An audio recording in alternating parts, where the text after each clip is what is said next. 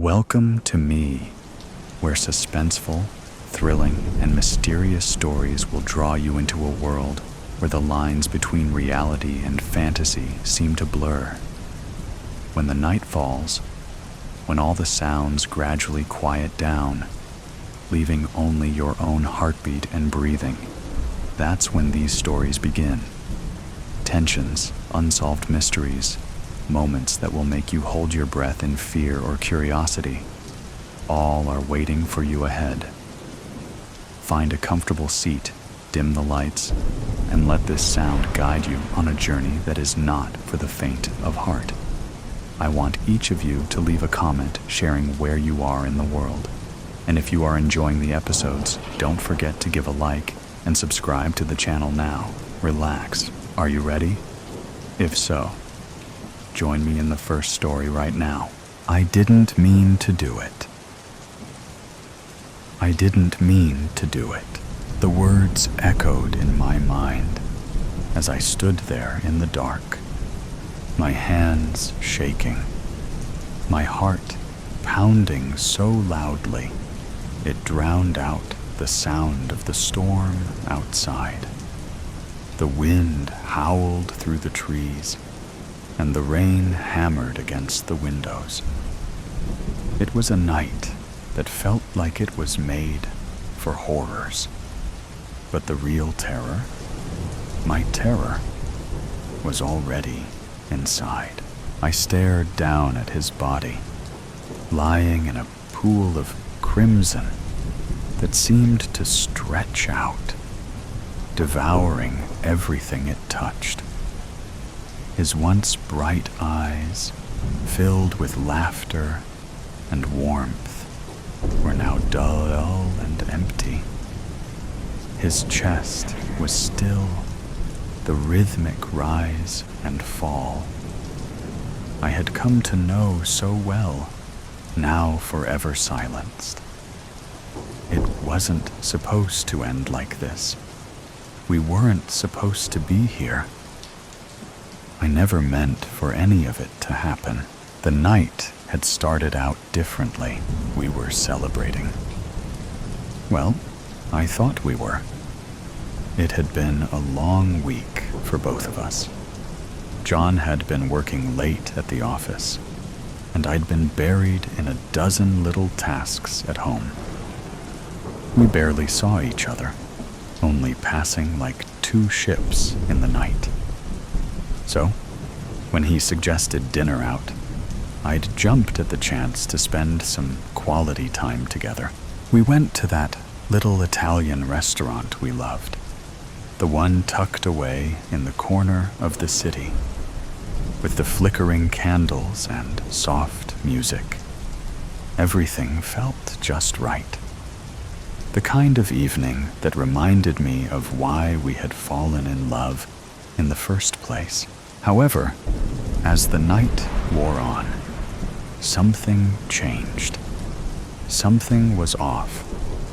Something I couldn't explain. It started when John leaned in and rested his hand on mine across the table. He smiled, but there was something in his eyes I couldn't figure out. Was it uncertainty?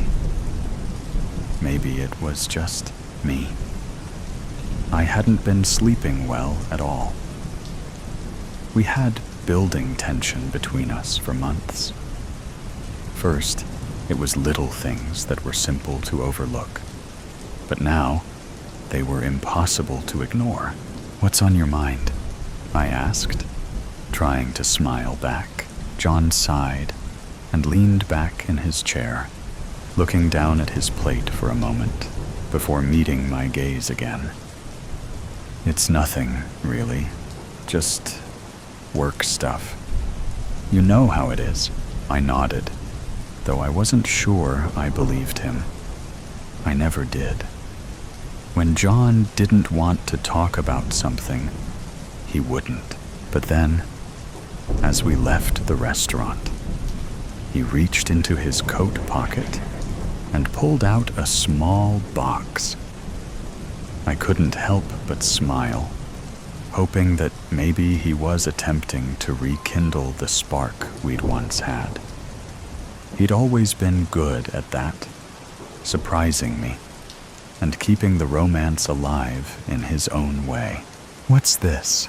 I asked, teasing him as I took the box from his hand. "Just a little something," he said, his voice sounding odd. I opened it, and inside was a ring. But it wasn't a shiny, sparkly diamond ring that you'd expect as a romantic gesture. This ring was old and looked like perhaps it had been passed down through generations. The ring was tarnished, and the stone had a crack in it. "It's beautiful," I said, though I wasn't sure what I meant by that. There was something that didn't sit right in my gut. "Do you like it?" he asked. I nodded, but found it difficult to smile genuinely. I felt chills all over. "Where did you get this?" I asked, trying to sound nonchalant. Something felt wrong.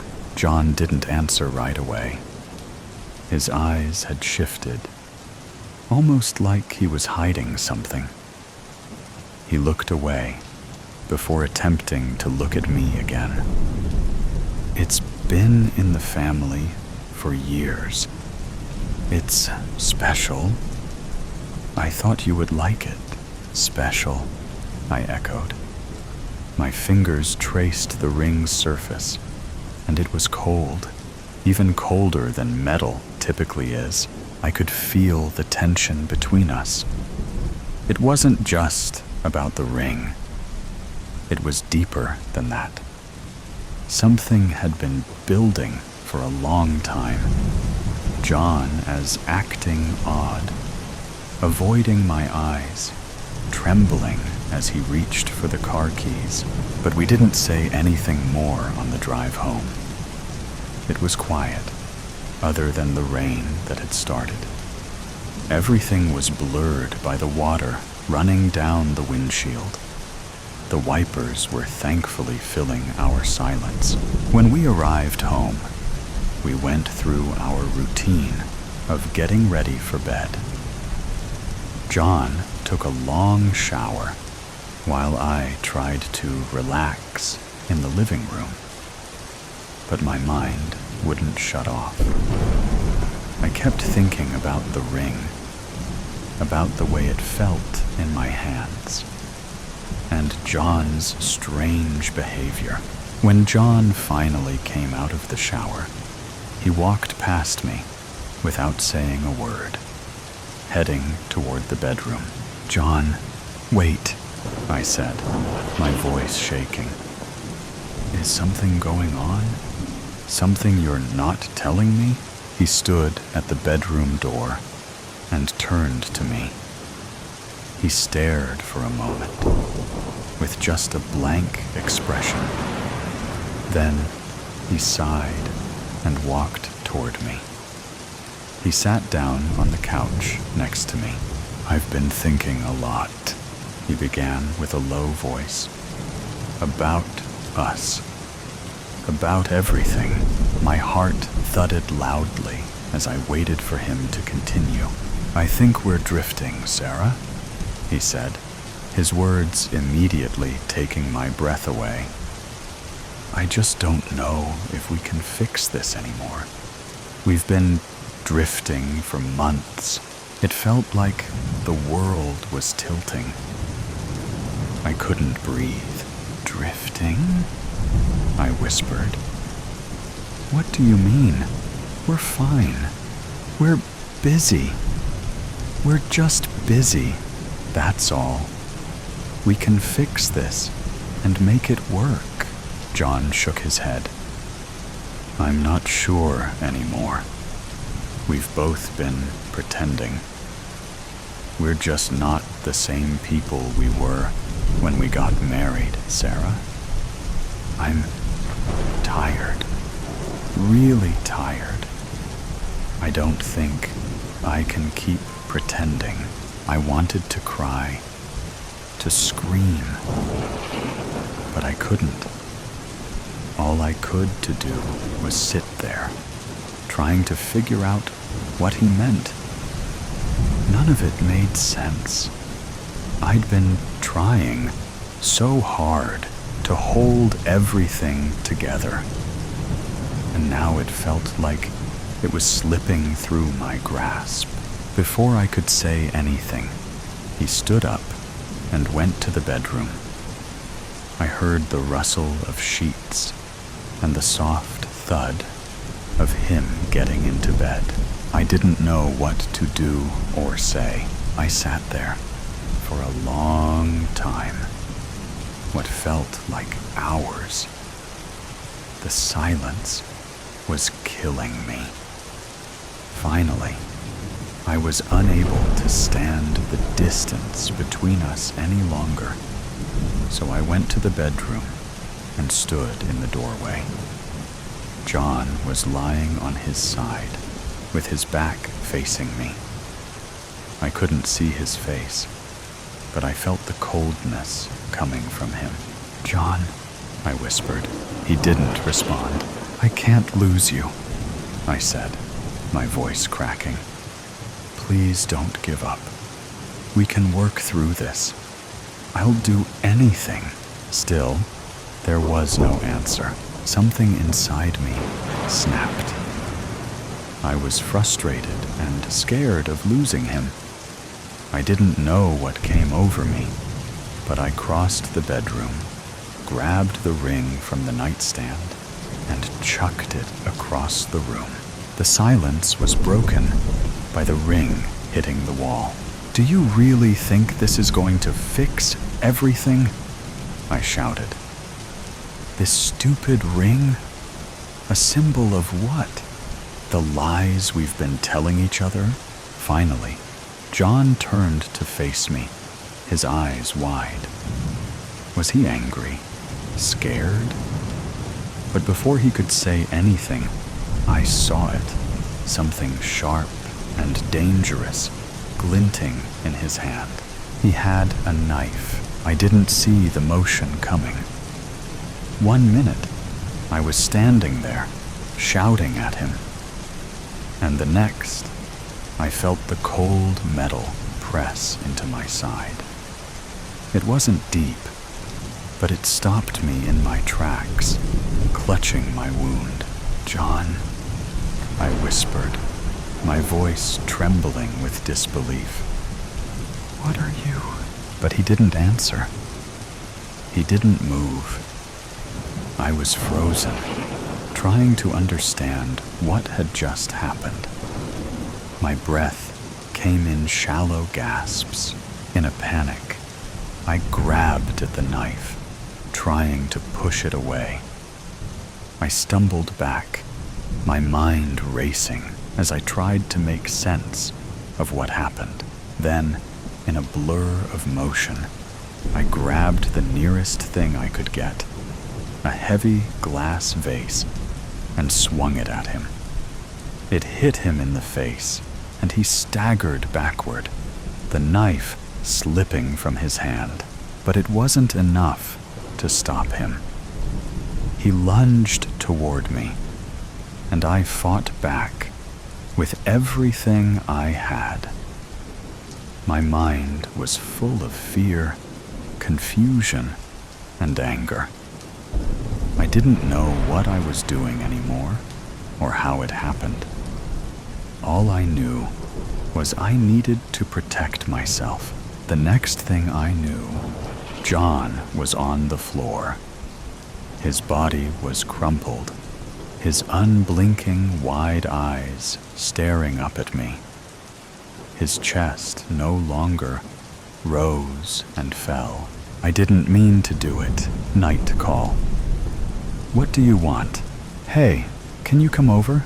Are you fucking serious? It is 3 a.m. No! So, I'm sorry. I know it's late. I just really need you to come to the house right now. I can't believe you. You blocked me. What makes you think I want to see you right now?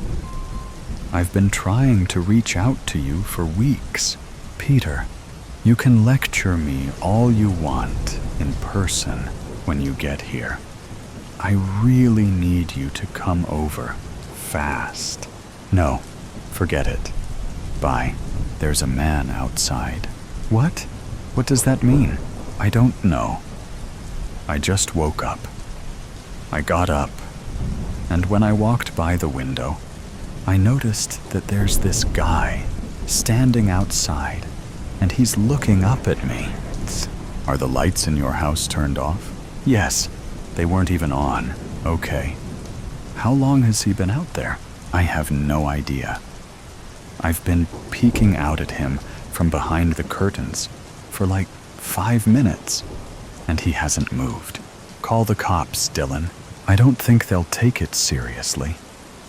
He's across the street. He's nowhere near my property. He isn't really doing anything. He might just live in the neighborhood.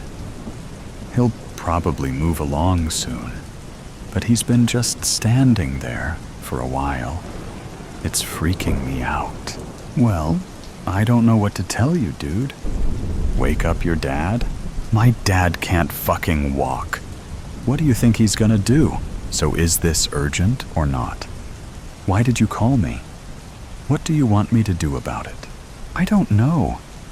I thought you could maybe pull up in the driveway or something.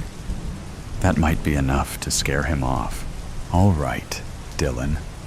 I know you're freaking out right now, but I'm gonna have to ask you to turn your brain on for a minute. I live 20 minutes away. Even if I were all too thrilled to jump in my car at the ass crack of dawn and drive over to you, I'd bet you anything that this guy is gonna be gone by the time that I get there. I am not wasting my time and burning gas so that I can drive over to your side of town for nothing. I've already done way too much of that when we were together. I don't owe you that anymore. If you're really, truly scared, then call the police. They will send somebody out. Block me again if you must. I'm going back to bed. Do you think I like doing this, Peter? Don't start. You are the last person on earth I want to talk to right now. We wouldn't be having this conversation at all if I weren't absolutely mortified. There is nobody else I can reach out to about this. Oh, I'm sure one of your little boyfriends would love to help you out. Why don't you give them a call? Yeah, I did. You were not my first choice. Nobody answered. I thought you were mature enough to set your bitterness aside and come help me. I thought my safety would matter more to you than all the trivial problems you had with me. My mistake. Dylan, quit fucking around and call the police. I'm not gonna argue with you. God, you're dense. Wait, I know what this is about. What, Peter? Enlighten me. What do you think you know? There is no guy. What are you talking about? I'm looking right at him. There's nobody outside. I know you, dude. You're scared of everything. There is no way in hell that you'd let some random man stand outside your house and look in your window any time of the day, especially not at 3 in the morning. You would have called the police immediately, not taken any risk calling me to come do something about it. You know that I don't like cops. Yeah, I didn't forget. I know that you don't like creepy men either. You've always struggled with common sense. But I don't think you'd waste so much time reaching out to me if you felt like you were in any real danger. I think you're pulling some fake emergency shit so you can get my attention. Yeah, I think you've been wanting to reach out to me, but you don't want to talk about everything that went down between us before you blocked me.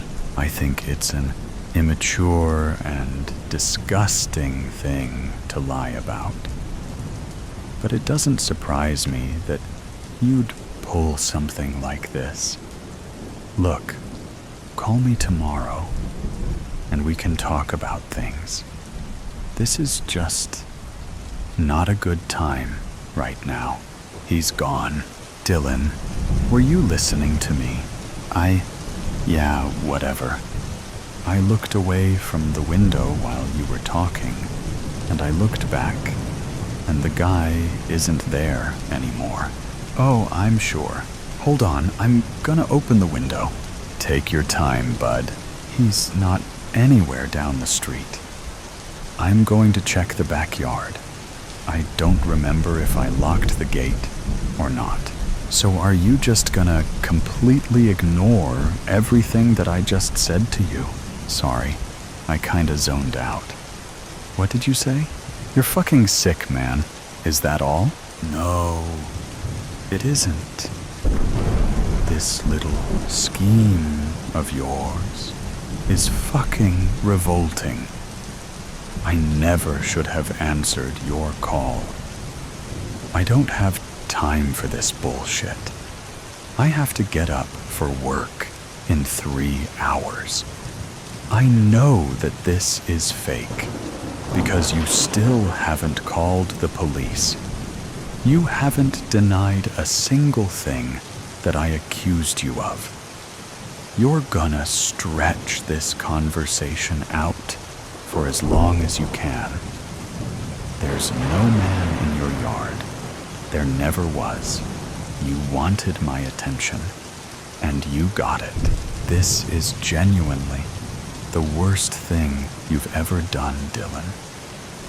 I hope you know that. I don't want to hear from you ever again after I hang up this call. I'm done with you. I've put up with your bullshit for nearly 5 years, and it ends tonight. This really pisses me off, man. Dylan, are you listening to me? Dylan. Hi, sorry. Dylan? What happened? Oh, nothing. Huh? Sorry to bother you. I'm gonna go. Wait. Why do you sound like that? What do you mean? You sound different. How? Your voice. It sounds rougher than it did before. I've got allergies. Good night. Hey, hold on. What? Did you hear anything that I told you? I set my phone down. Sorry. Did you go outside? Yes? Okay. Was the gate locked? Yes, I locked it. That's good. So, there's no guy? No. I need you to be 1,000% honest with me, Dylan. Okay. Was there ever really a man outside? No. So you were lying in order to reach out to me? Yeah. Why? I don't know. Is there anything you wanted to talk to me about? No. It's late. I'll call you tomorrow. Hey, Dylan? What? What's my name? My dad is calling me. Dylan, say my name. Good night. Dylan! There's not a ghost in my house. Sally? Sally, are you running from me, Sally? I'm not running, Jessica. You tried to leave before I could catch you. I'm busy, Jessica. I work. Meaning I don't work? Let's say you don't do 9 to 5. Oh, I work, Sally. I work plenty. I work around the clock working. If you call what you do work. So that's another rumor you've been spreading about me? I'm a bum now? I don't spread rumors, Jessica. My name is Jesse, and you know it, since you throw it around a lot. You're paranoid. Oh, really? I'm paranoid? That's why the whole congregation just snickered at me? I have no idea what you're talking about. And the preacher just called me imaginative. No idea why. No idea, huh? You haven't shared my new insurance claims around lately. I don't have time for your nonsense. Nonsense? You're calling the House of Horrors? You sold me nonsense? We don't entertain ghost stories, Jessica. No, you just entertained stealing my money and handing me a haunted house. Honestly, Jessica, you have a wild imagination. It's just an old house. Can you try to tone it down? Oh, I'm the liar now? You didn't disclose anything. You sold me a paranormal vortex. Jessica, I sold you a house. I didn't sell you a haunted house. Older homes are a little noisy. A little noise? The lights flicker on and off like a damn hallway disco. Battering rams shake the walls. Something cold keeps stalking me from the laundry room to the upstairs. And then there's the whispers in the landing mirror. And I'm supposed to sleep with the corner shadows slithering past.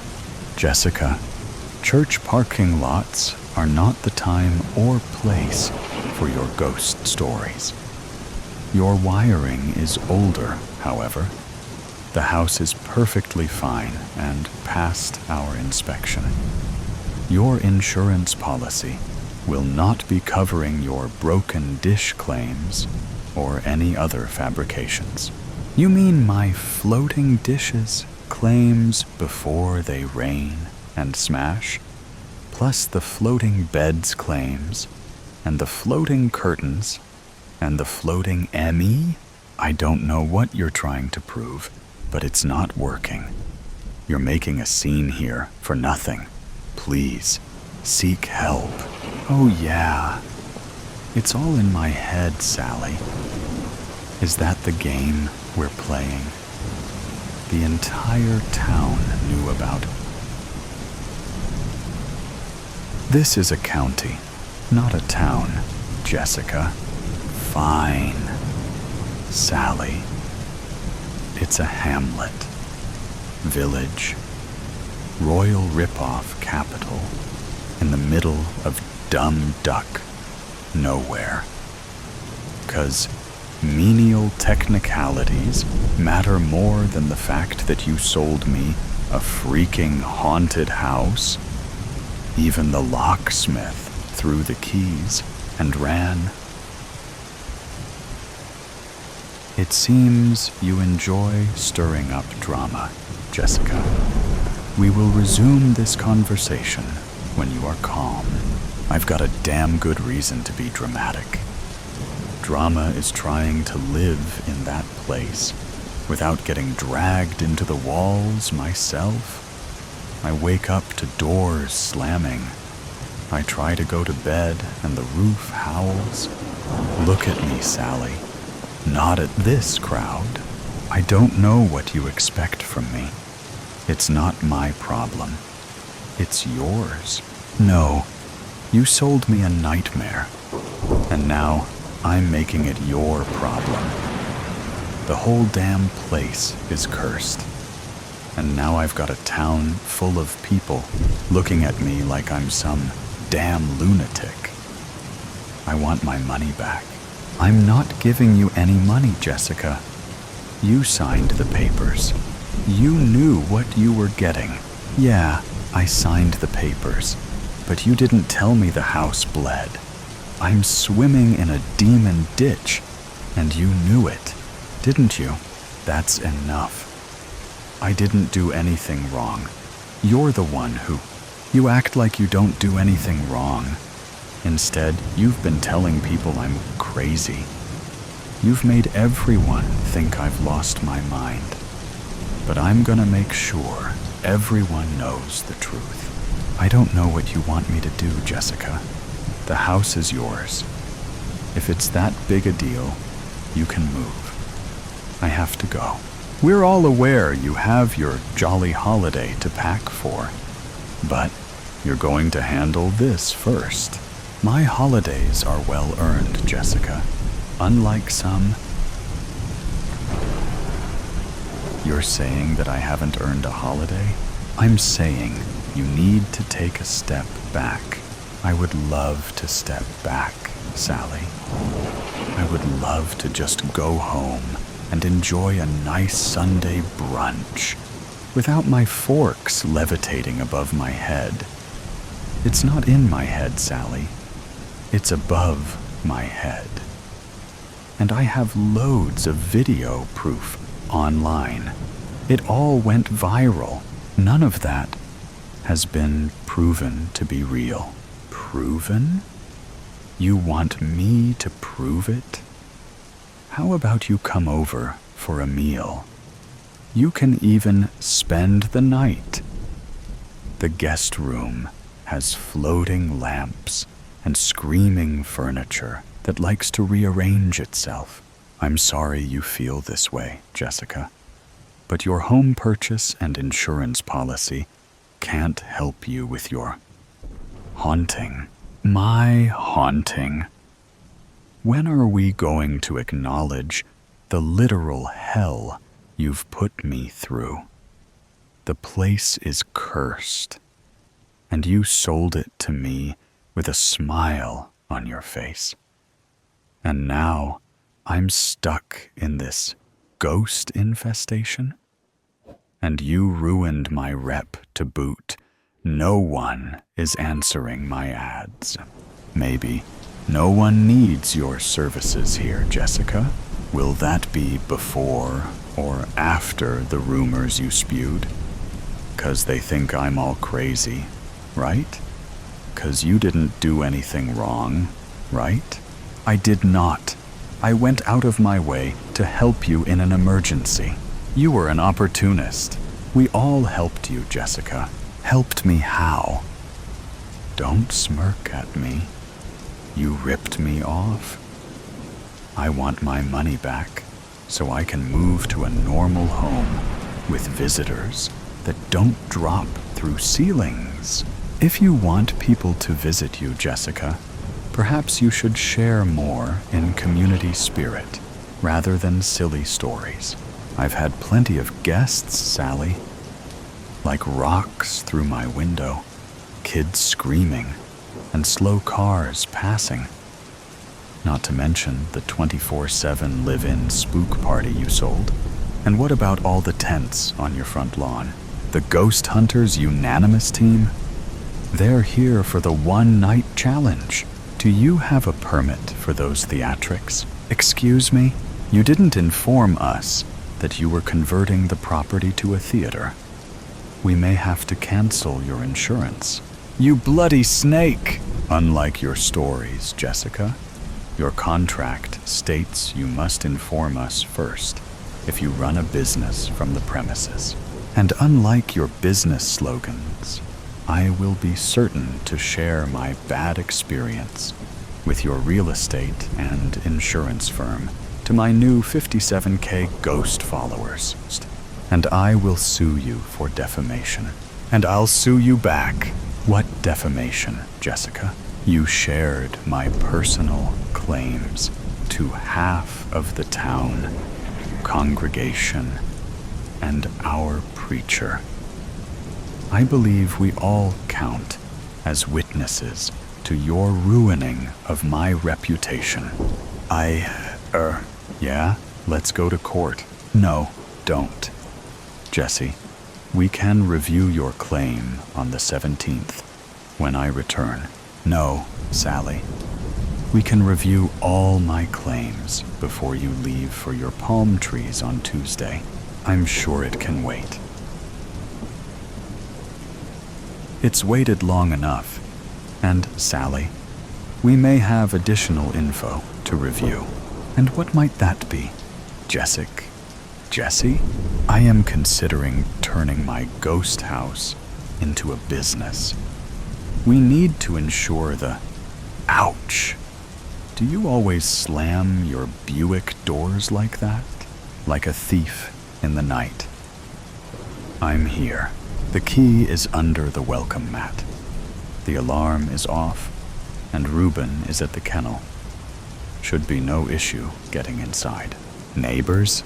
Out of town. What time does John arrive home? He's working late, then going to the gym. You have time.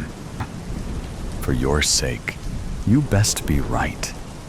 I'm not looking to go back in the pen for some petty crime bullshit. Just get the file off the computer. Easy, easy. Then why haven't you done it yourself? You know why? Yeah, we know. Are you in yet? Yes. The office is down the hall and to the left. Don't turn on the lights. I'm not a fucking amateur. Shit. What is it? What happened? Nothing. Just some asshole left boots lying in the middle of the hallway. John isn't the best housekeeper. Really, you don't? He keeps his other laptop in the third drawer. Got a problem. What? It's locked. Got a key? No, but he's not that creative. Look around the desk. It's gotta be around somewhere. Gum wrappers, crumpled Post-its, pile of receipts. This guy is a hoarder. I know, but he's the only way in. Yeah, so you've said. Listen, the boss doesn't take kindly to liars. No lies. This is legit. Your funeral. You're a funny guy. You know that? Now shut up and find the key. I said you had time, but let's not chance it. Seems to me I'm taking all the chances. Once you find what we need, I'll give credit where credit is due. Think I found something? Is it the key? Does it work? Got it. But we have another problem. What problem? Just open the laptop and find the file listed as hobby. There is no laptop. Drawer is empty. Shit. He must have it. Why on earth would he take that shit to work with him? Think he's on to you? Nah, I'm the least of his worries. Better think of another way. Boss isn't a patient guy. I know. Just give me a minute to think. Shit. This was the best way. We don't have a minute. We got company. No, can't be John. He's still at work. Sure about that? Positive? His tracker says he's sitting at his shitty cubicle as we speak. We're good. False alarm. Just some idiot lost and used the driveway to turn around. Fuck, man. You had me worried. Look, here's what you're going to do. First, need you to lock the door, then break a window. I'll arm the alarm. He'll get the call and come home. Wait him out. When you seize the opportunity, get the laptop. I could just kill him. No, you can't just kill him. What are you talking about? Just stick to the plan. Hide, get the laptop, find the file, and get out. Never good at hiding, but I'll see what I can do. The door is locked, ready for the broken window. Say when. When? Ooh, hell. What happened? Cut my fucking hand. You wearing gloves? Can't just be leaving blood all over the place. That's how people get caught, asshole. I'm not an amateur. Of course, I have gloves on. Been doing this longer than you've been alive, you snot-nosed yuppie. Just keep your trap shut. Shit, the alarm didn't go off. What a damn surprise. Another problem. Just a sec. I need to shut off the power and reset it. Stop fucking telling me and just do it. All right, get ready to cover your ears. 3, 2, 1. Aw, fuck, that's loud. Hide, hide, hide. Turn that shit off. I can't. John needs to be notified. Hurry up! I'm going fucking deaf here. Hold on. You hold on, you asshole. Alarm is blaring through my fucking eardrums.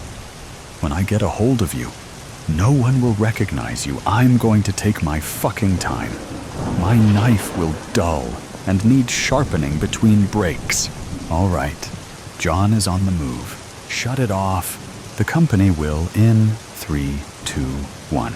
I'm going to kill you. Don't forget to hide. I'm in the closet already. Ran in here after the alarm went off. John is en route. Fantastic. So, boss is calling.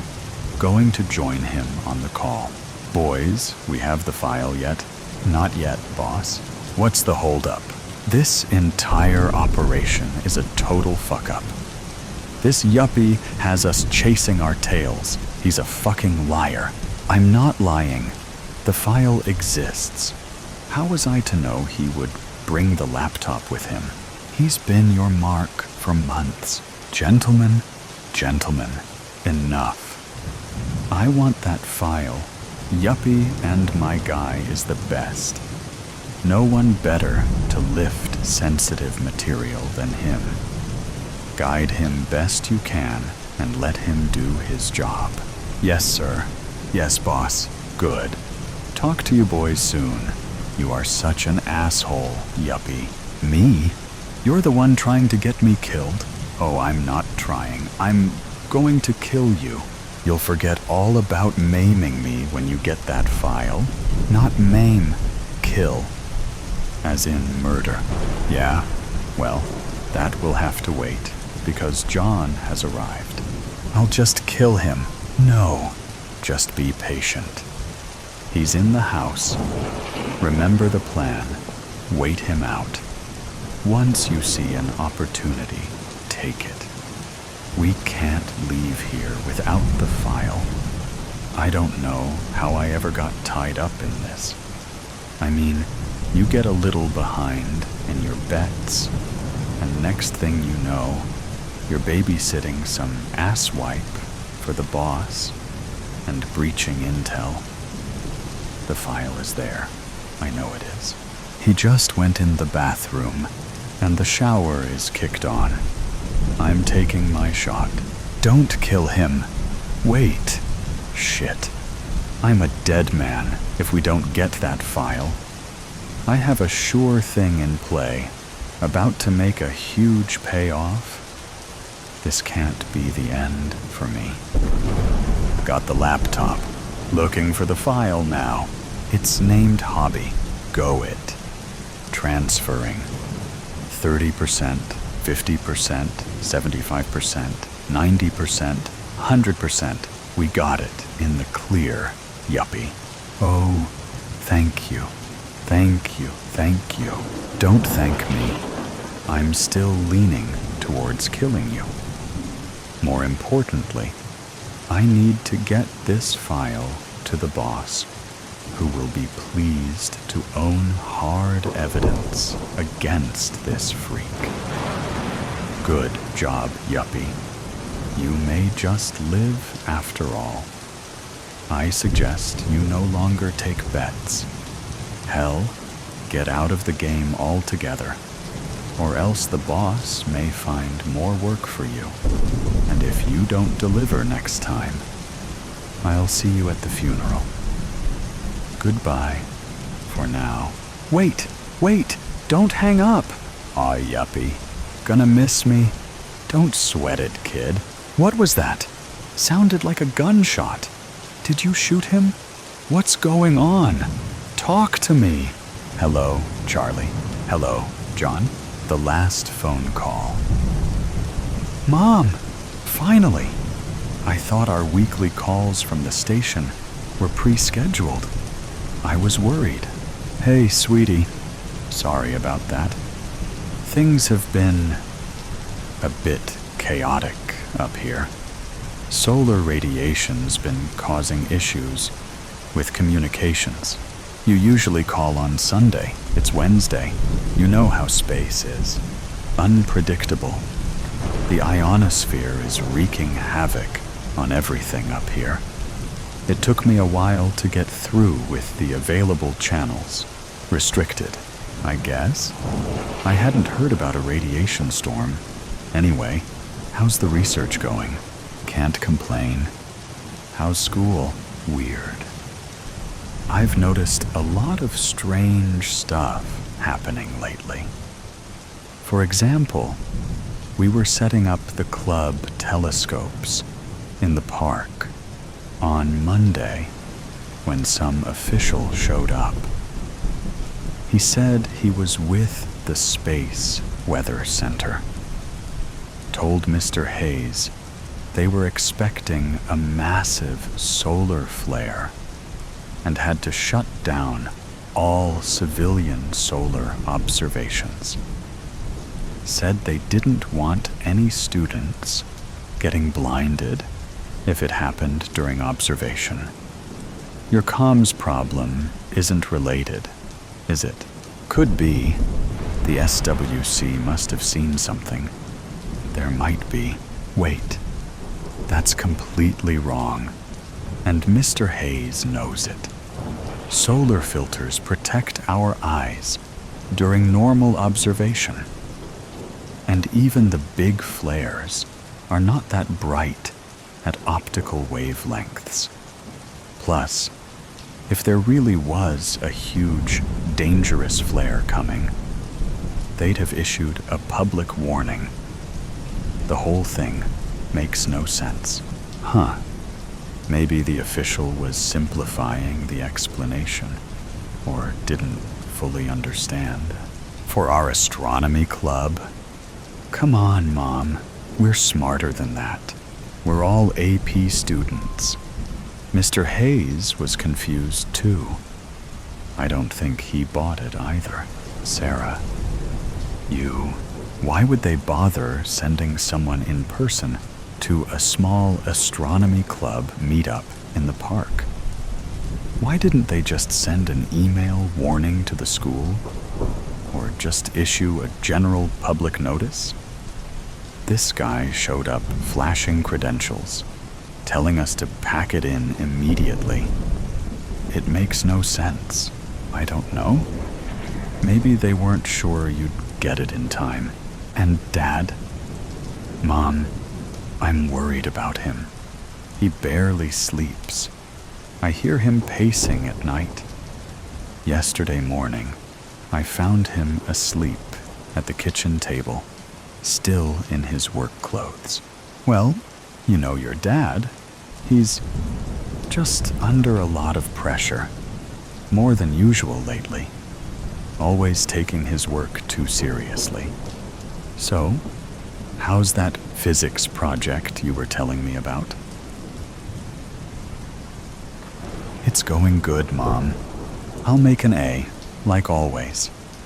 But Dad, you let it slip. They're updating deep space tracking systems. Yeah, I heard that too. He never was good at keeping secrets. All of them? At once? On emergency status? Who told you it was emergency status? No one. I overheard him on the phone. You shouldn't eavesdrop. I just want to know what's going on. Just tell me. I'm doing my best, sweetie. But you're not telling me everything. Look, honey, you know I can't always tell you everything. So, let's talk about your birthday coming up. 17. Wow. I'm sorry I won't be there. I hear Aunt Paula and your dad have something special planned. Forget my birthday. Something's wrong. The NASA website's been down for days. Maintenance, they say. These things happen. They're probably just doing upgrades or fixing a server issue. During the same week that all the major observatories stopped updating their websites, Sarah, And why did Aunt Paula buy extra supplies? What do you mean? I dropped by after school yesterday. She was carrying in boxes of food for her storm shelter, just in case, she said. She also mentioned that you called her yesterday. I've been trying to reach you for the last 3 days. You found time to call her, but didn't call me. Keep Aunt Paula's phone number handy. It's always nice to have someone to depend on, just in case. Mom, stop. Something's happening. Just tell me. Nothing's happening. We're just conducting routine research. Then explain the launches. You know, I track this stuff for the astronomy club. What? 5 days ago. China, Russia, and NASA all launched within hours of each other. No warnings, no announcements. All classified payloads? At the same time, honey. It's likely just coincidence. Sometimes agencies coordinate for unrelated reasons. You know, NASA likes to cooperate with other agencies. I might have believed that, but amateur astronomers tracked 2 of the rockets, posted the trajectory data online. Then their data disappeared. And now those same astronomers aren't responding to anyone. They've gone dark. You really need to stop reading conspiracy theories online. These aren't theories. I've seen the videos from people who live near the launch sites. Those have been taken down, too. I checked the trajectories myself. They're all going to the ISS, aren't they?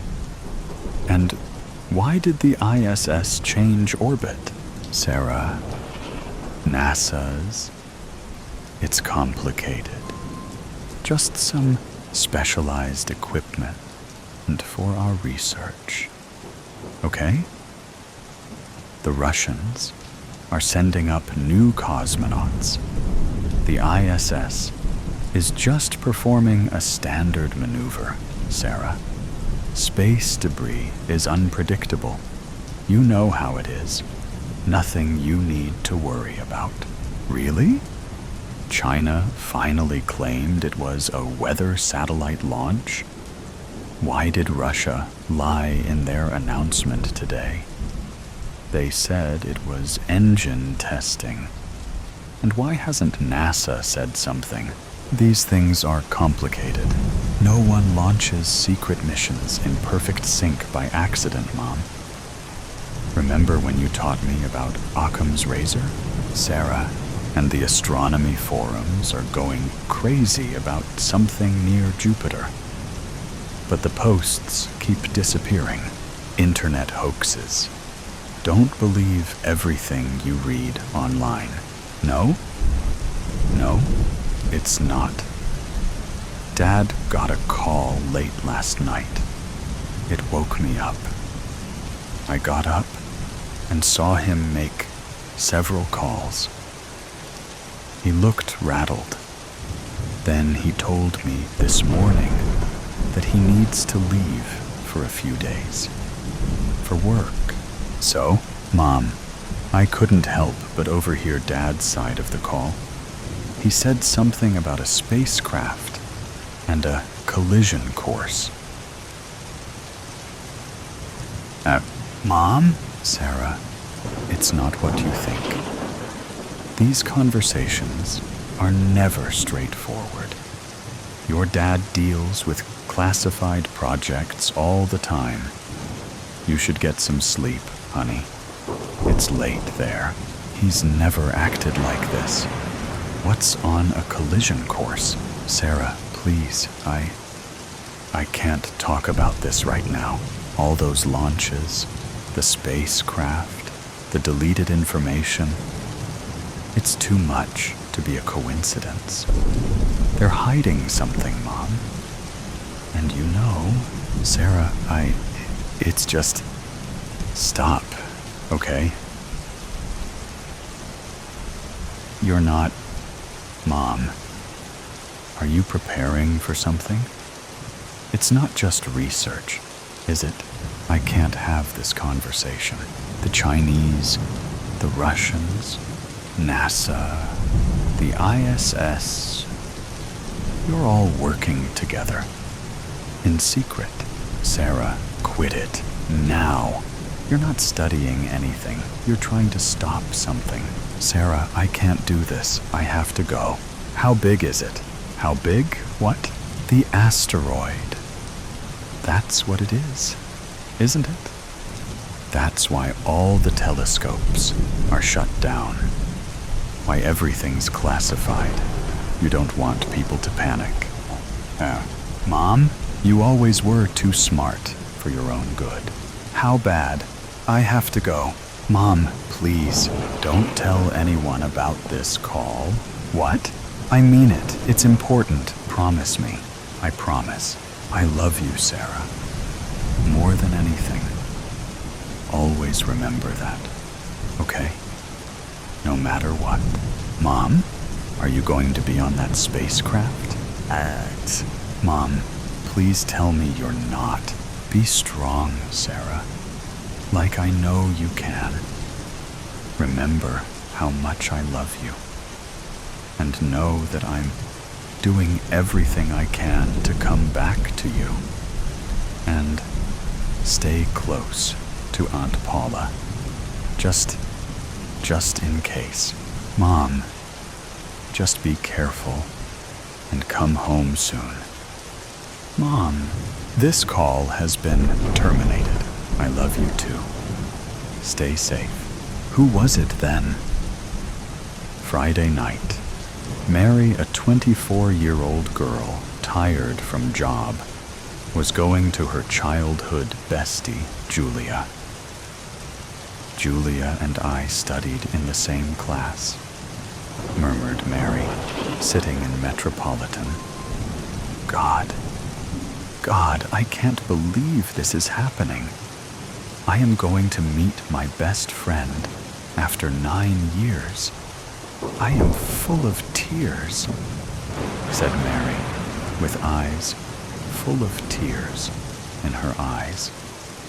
Actually, these tears were symbolizing her happiness and grief at the same time. She was remembering the moments spent with her Julia. Hey, miss, can we talk, if you don't mind? Questioned Mary from a young lady in front of her. The young lady was surprised that a girl wanted to share her feelings in an excitement. She could not stop herself from knowing the reason behind her excitement. Yeah, of course, replied the young lady. Myself, Mary. I am 24 and work for Walmart.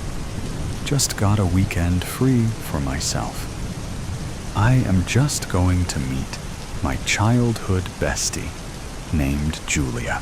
I still remember the days we bunked up classes together, the way we jumped in the playground, enjoyed the lunch together, stole food of other classmates, and ruined the notebooks to be checked by teachers. Ha ha. Mary spoke out all of this in breathless. But wait, she started crying while laughing. What was it? Wondered the young lady. She asked the reason that why she became suddenly sad. Mary replied, she was always in a gloomy mood in the morning. Her dad used to beat her mom a lot. She was from Islam.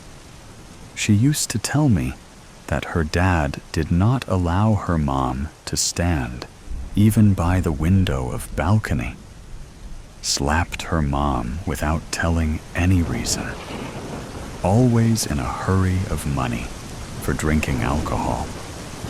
One day, her mom refused to give money for it. As a result, her dad broke a leg of her mom. She became very upset on that day. I advised many times to her that she should encourage her mom for divorce. But she said that Mom will never agree upon it. On the day she told me about her mom's broken leg, I did not know that it would be the last day to see her in the school. After that, she never came. Just this is the story of ours. Ah, that was such a sad ending, wondered the young lady. So now you are finally going to meet up your bestie, right? Asked the young lady. Yes, replied Mary. The young lady asked her that. From where did Mary got her friend's address? Mary told that she went to her friend's old address, and the neighbors told that the family has shifted to Newtown B. Ah, just 2 kms away, and my destination will be right there. I am coming, Julia, spoke Mary. The young lady asked her many other questions, like why did Mary wait for so many years?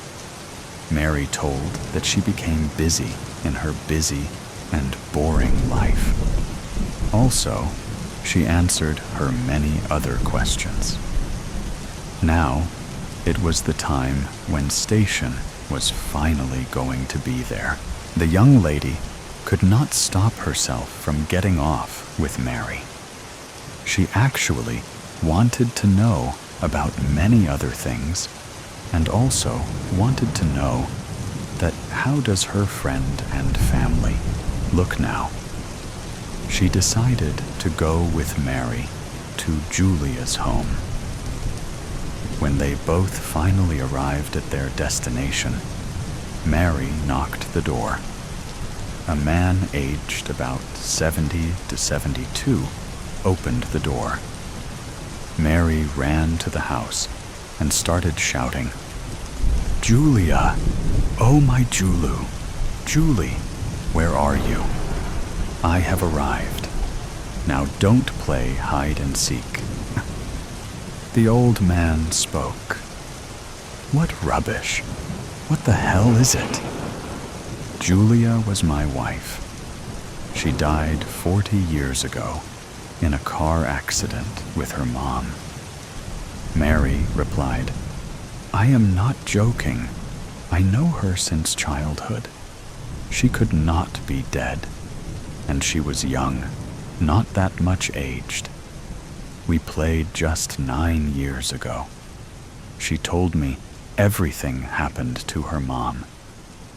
Mary told all the information and story about Julia to that old man. The old man shocked and cried with tears that the story was real. He went to his old suitcase and got a very old album of Julia's birth to marriage pictures. He showed it to both the ladies. They got extremely shocked. The old man said, "One day she was drunk from a party. She was driving to get back to home with her mom, and I was waiting for her at the dinner with my brother and his wife. The car just crashed the huge truck, and after that, she died. Her mom was in coma. But Julia was not anymore. She left all of us with that heartbreaking feeling." Julia's story is exactly matching to the story of her mom's weasel life. I don't know. Where did you got this information? From the kids? It's been 40 years. She is dead, but I always try to feel her presence. But she never came in my dream, not even a single time. I don't know how to meet her. I just want to get that soon. I hope this is possible as soon as possible. I'm just waiting for my Delth each day. Actually, yeah, it is true that her childhood was really very bad. Her dad used to be her mom. Without any reason, didn't allow her to move outside with freedom. Once he broke her leg as well. And after that, her mom became handicapped. Julie met me, and we were married. We were actually good friends in college. After we got married, her dad was dead. Her mom shifted to us. They both were actually happy, but she never could forgive her. That because her dad had ruined her mom and her childhood. The flood got out of their feet. That how could this happen? Mary was shocked that the story was true, and Julie's face was the same. But how could this be like that? She was an old lady, already dead, and wondered that what about the girl she played with all the time? All of the three started crying, and the young lady was very frightened. She tremblingly said, "Who was it then? Soap, do not touch me. Calm down. Let me take that from you. It would probably be best for us all if you ease up on the wine. Piss off. It does not matter anymore if anyone sees, right? You ought to be grateful too, Darren. Cheers. Keep your voice down. Please stay seated. Stop. That two-faced best... Oh, sorry, you surprised me, little one. Sissy, are you leaving already? Well... Come now. Do not fret. I shall be back soon. All right then. What is that you have there in your hand? A bar of soap. Do you work here? No?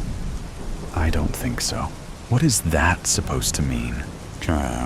Tell me your name then. I don't remember. Very soon. Oh God. I believe my name is lost to me as well. Bad. This is nonsense. Does anything come to mind? Nothing. Well, nothing. Are you sure? I guess. Just a feeling of pain in my ribs. A blackout type of pain. And then I found myself here, standing in front of this store. That is not very promising. Have you tried using the telephone at the till? Yes. The dial tone goes on forever, and all these random items in the aisles. Nothing good? I looked. But this bar of soap is all you managed to find? Tess, I apologize. I might be starting to lose it a bit. Quite a bit, to be fair. It's fine. Let's just... I think we should try to piece together what we know, what we can try to find out. Okay? If you say so. All right. What do you remember about how you got here? I only remember feeling weightless. I could not feel my legs. I could not breathe and... Well, it was awful. And you also found yourself outside the store's entrance afterwards? Indeed. That's interesting. I'll tell you what happened before you got here. But you're going to have to keep an open mind to believe me. That's fine. It's about the soap. If you do not drop that wretched soap... Let me finish. So, before you got here, I was going through all the aisles, right? When I walked through this one, something, I can't place what it was, drew me to touch the bar. When I did, everything around me kind of morphed into another place. Oh, please, do not make light of this. No, it really happened. It was like entering a memory, and I was someone else at some sort of dinner party. When I came back from it, you walked inside. It cannot be. Why are we here? I do not understand. And I think we're dead. And this store holds dead people's things. And get up. Get up now. Do not roll your eyes at me, you little. You just get dressed now. I laid your clothes on the dresser. Stop wasting time. We are to leave in 15. Mother, I cannot wear this. The lacing almost suffocated me just the other week. Skip dinner. I do not care. Your wardrobe consists of absolutely nothing but whoring attire. When did you buy all this rubbish? I forbid you to place it back. Come back here. You are not leaving with those ridiculous clothes on. They are practically undergarments. Just leave me be. Are you trying to embarrass me? Your father? What will the English families think of us? They already mock us. And open this door at once, or I shall reveal your habit of drink to the entire club. Do not presume I am not willing to see you completely ruined. And go ahead, have at it then. Oh, is that so? Shall I also call Lolly here? Let us see what she has picked up from you, what she needs to rid herself of. No, just stop. I am coming out. Good. Now, strip, and hand those over. It seems I need to inform Maid Sadia that your room is to be properly cleaned out. Worry not, Mother. You will not see it again. That is for sure. It's you. What? I'm seeing your life. How do you know? I saw you in a mirror, and this whole time that life has been mine then, I had a small suspicion that it would be one of us. But each memory trip was so quick and scattered in time, I could never piece them together. Also, there's something else I found out. I've told you before that I can't hear anything in the memories. I believe so. Only thoughts with an indistinct inner voice? Yeah, but with the thoughts, I can technically hear other people in the memories. Maybe because of how our minds process words. Yes, and the woman who you called Mother. She said your name, my mother. So, what am I called then? Hera? It fits you. Why is that? I don't know. I just like that name, I guess. Oh? And do you like anything else about me? A lot of things. Good answer. Shall we try that aisle over there today? Maybe we will finally find an item for me to explore. Okay. But you're not curious about why I'm seeing your life in particular. I am. Though something tells me I do not want to know why. Why she is bleeding too much. You have already started. Might as well finish up. No need to do this. Hold her, oh gods. You, no, stay back. Idiot. Keep her quiet. No one can know about this. When you are done, place this in her hand. Why? Symbolism, boy. There is to be a mad killer on the loose, cleansing sin in the ton. I cannot believe you touched it again. I didn't. I swear. It sounds stupid, but the soap literally flew into my hand when I wasn't looking. Trod, Hera, please say something. Did you see everything this time? How it ends? Yes, Vantara.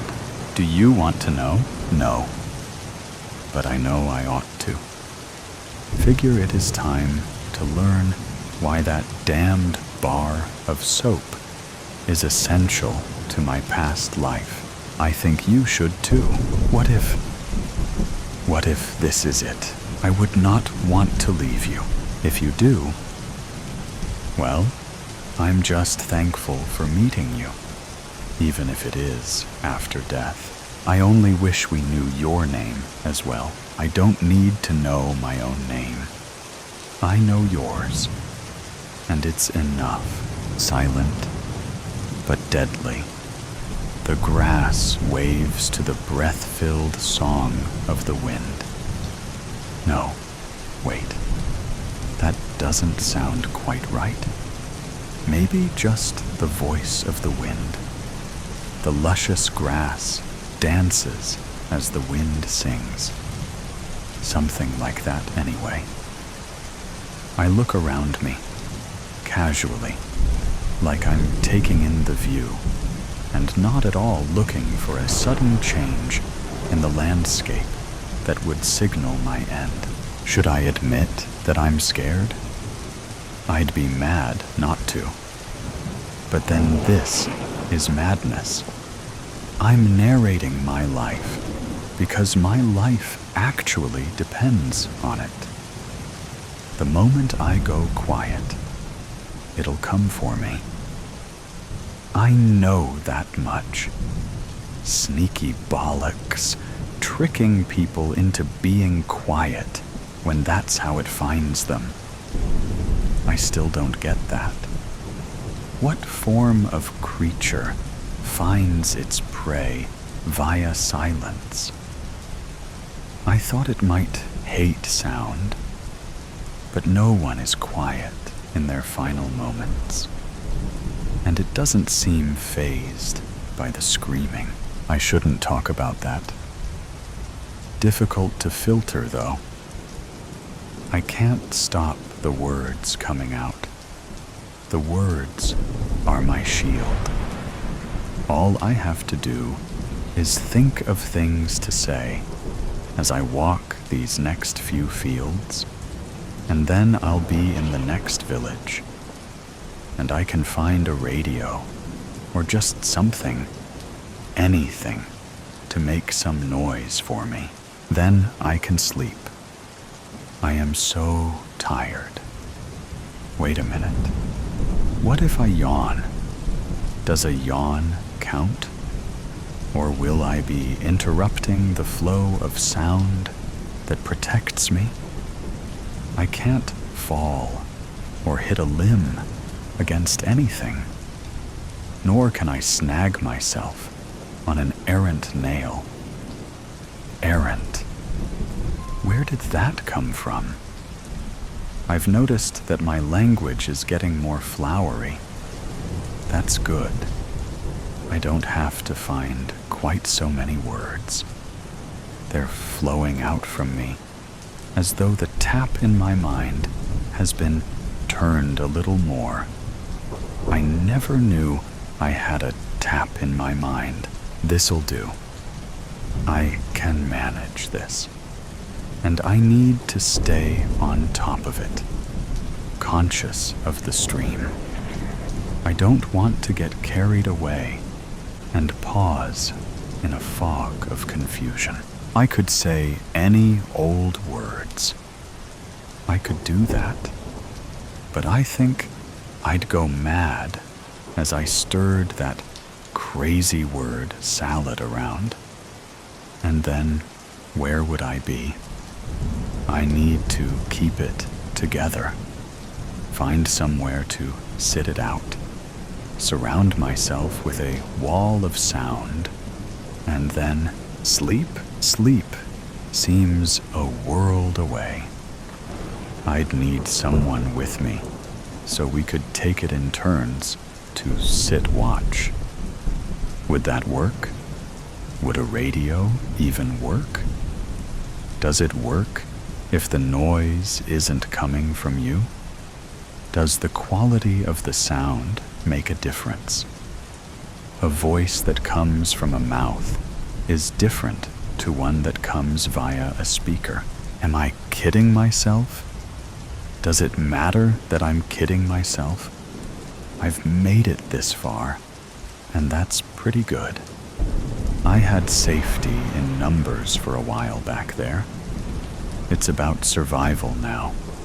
I'm on my own. I've got to keep going. Buy myself time.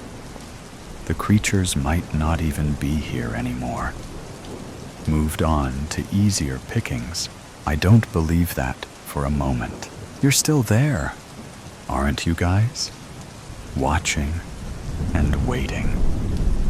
All I have to do is pause these words of mine, and you'll be skipping out to meet me in the middle of this damn field. I'd say that you don't see them coming. That's not quite right. It's that when you do see them coming, you're done for. Game over. What little warning you have is useless. A blur of movement. Pain. Gone. You can't outrun what you can't see. They don't move like anything on this earth. There's no approach, no stalking. They come from nowhere, and the more I think about it, I do think they come from some other dimension. They just appear as though they can pass through gaps in space-time that we can't see. Could they be demons? That makes more and more sense to me. Come to snatch our souls away. Consume us. The end of days. No one thought it would look like this, sound like this. Do our voices cover another sound? The beating of our hearts? Or is it really the sound of our silence that beckons them forth?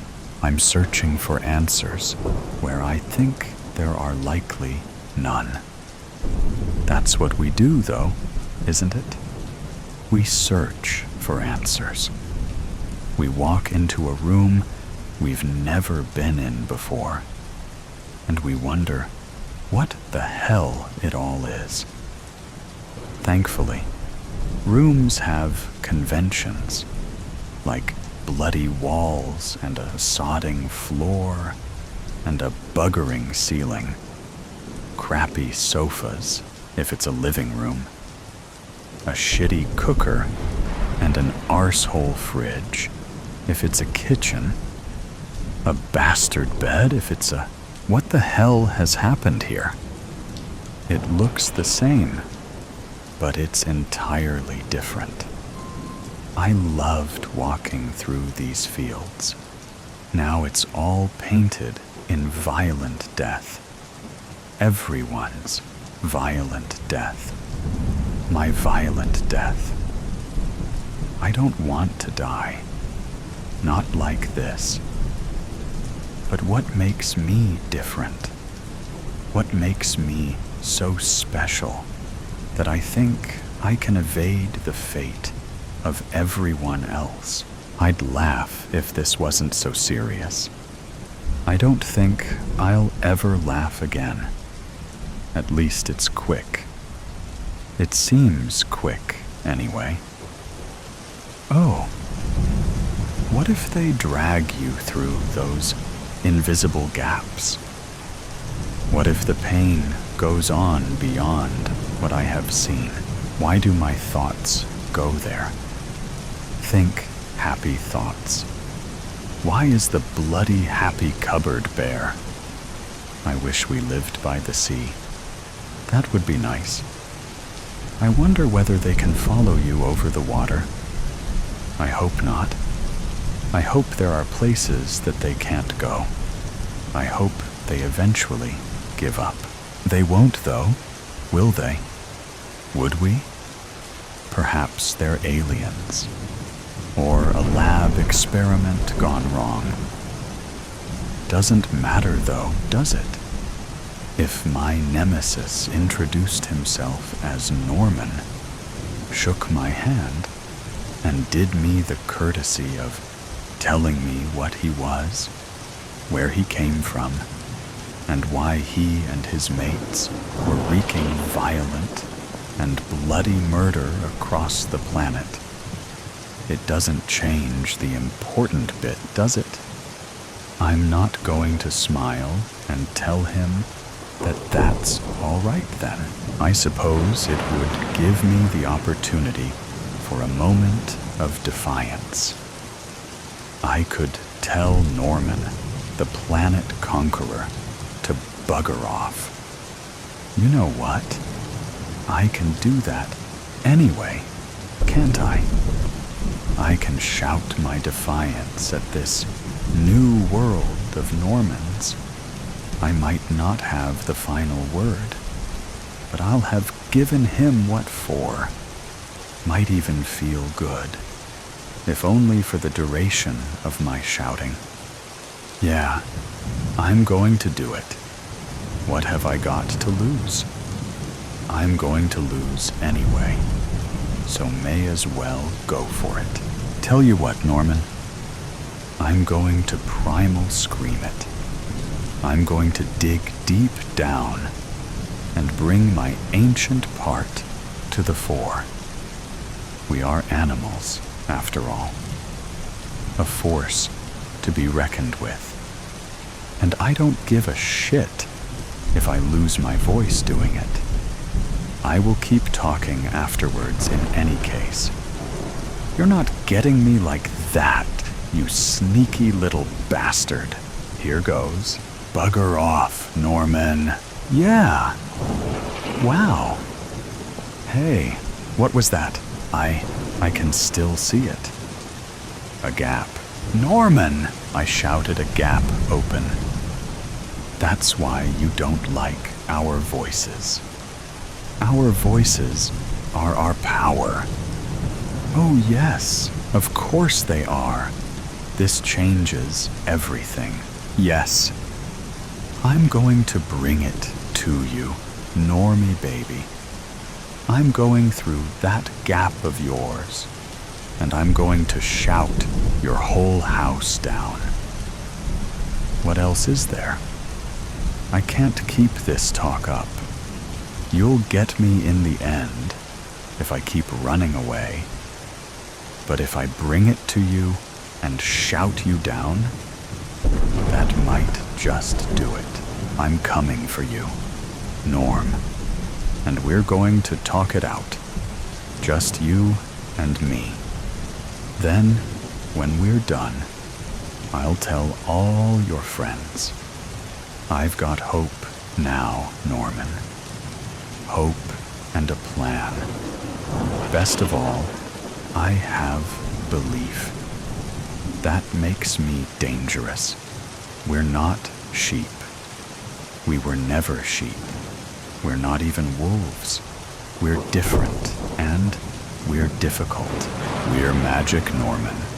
And my words are a spell you are not going to break. Coming, whether you're ready or not. Bafts. I don't think you should. I really don't think you should. Get your anxiety under control. Do you know the consequences of doing something like this? Do you know the consequences of not doing it? We could die. We could die. So many more can die if we don't. You're not thinking. You're being selfish. Selfish? Did you ever consider that we're here because we're heroes? Heroes? Do you have a God complex? If we pull this off, we'll save millions. Tell me that's not heroic. So you are doing it to be famous? No. The money? Stop. The glory. You're distracting me. We have more work to do. I don't think we should. Now there's a we? Sir. You can turn back, but I'm going. Don't leave me! Go back the way we came. It's a straight shot to the exit. I'm dizzy. Breathe. I'm so faint. I don't have time for this. Ow! Why did you do that? You deserved it. I don't think I did. Fine. Stay here then. Don't leave. I have to keep moving. You're such an Shh. What's that? Shh. What's that? We're running out of time. Come on. What was that? Not sure. It came from the way we came. So, no exit? Likely not. No choice but to keep it moving. How much longer? Are you really asking me if we're there yet? No, I'm asking you how much longer until we get there. Here. What's this? What do you think it is? Well, it's obviously map, but it looks like my son drew it. Shh.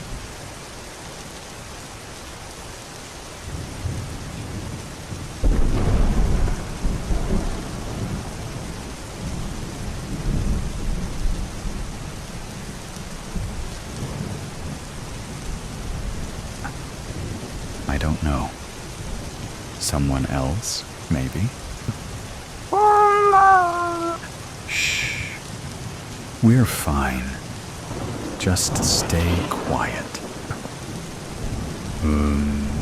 Those aren't people. Get off me. Then be quiet. What? They're bats. Bats? Wait. Where are you going? Bats. Are you scared of bats? Of course I'm not scared of bats. You seem very scared about the bats. Stop saying bats.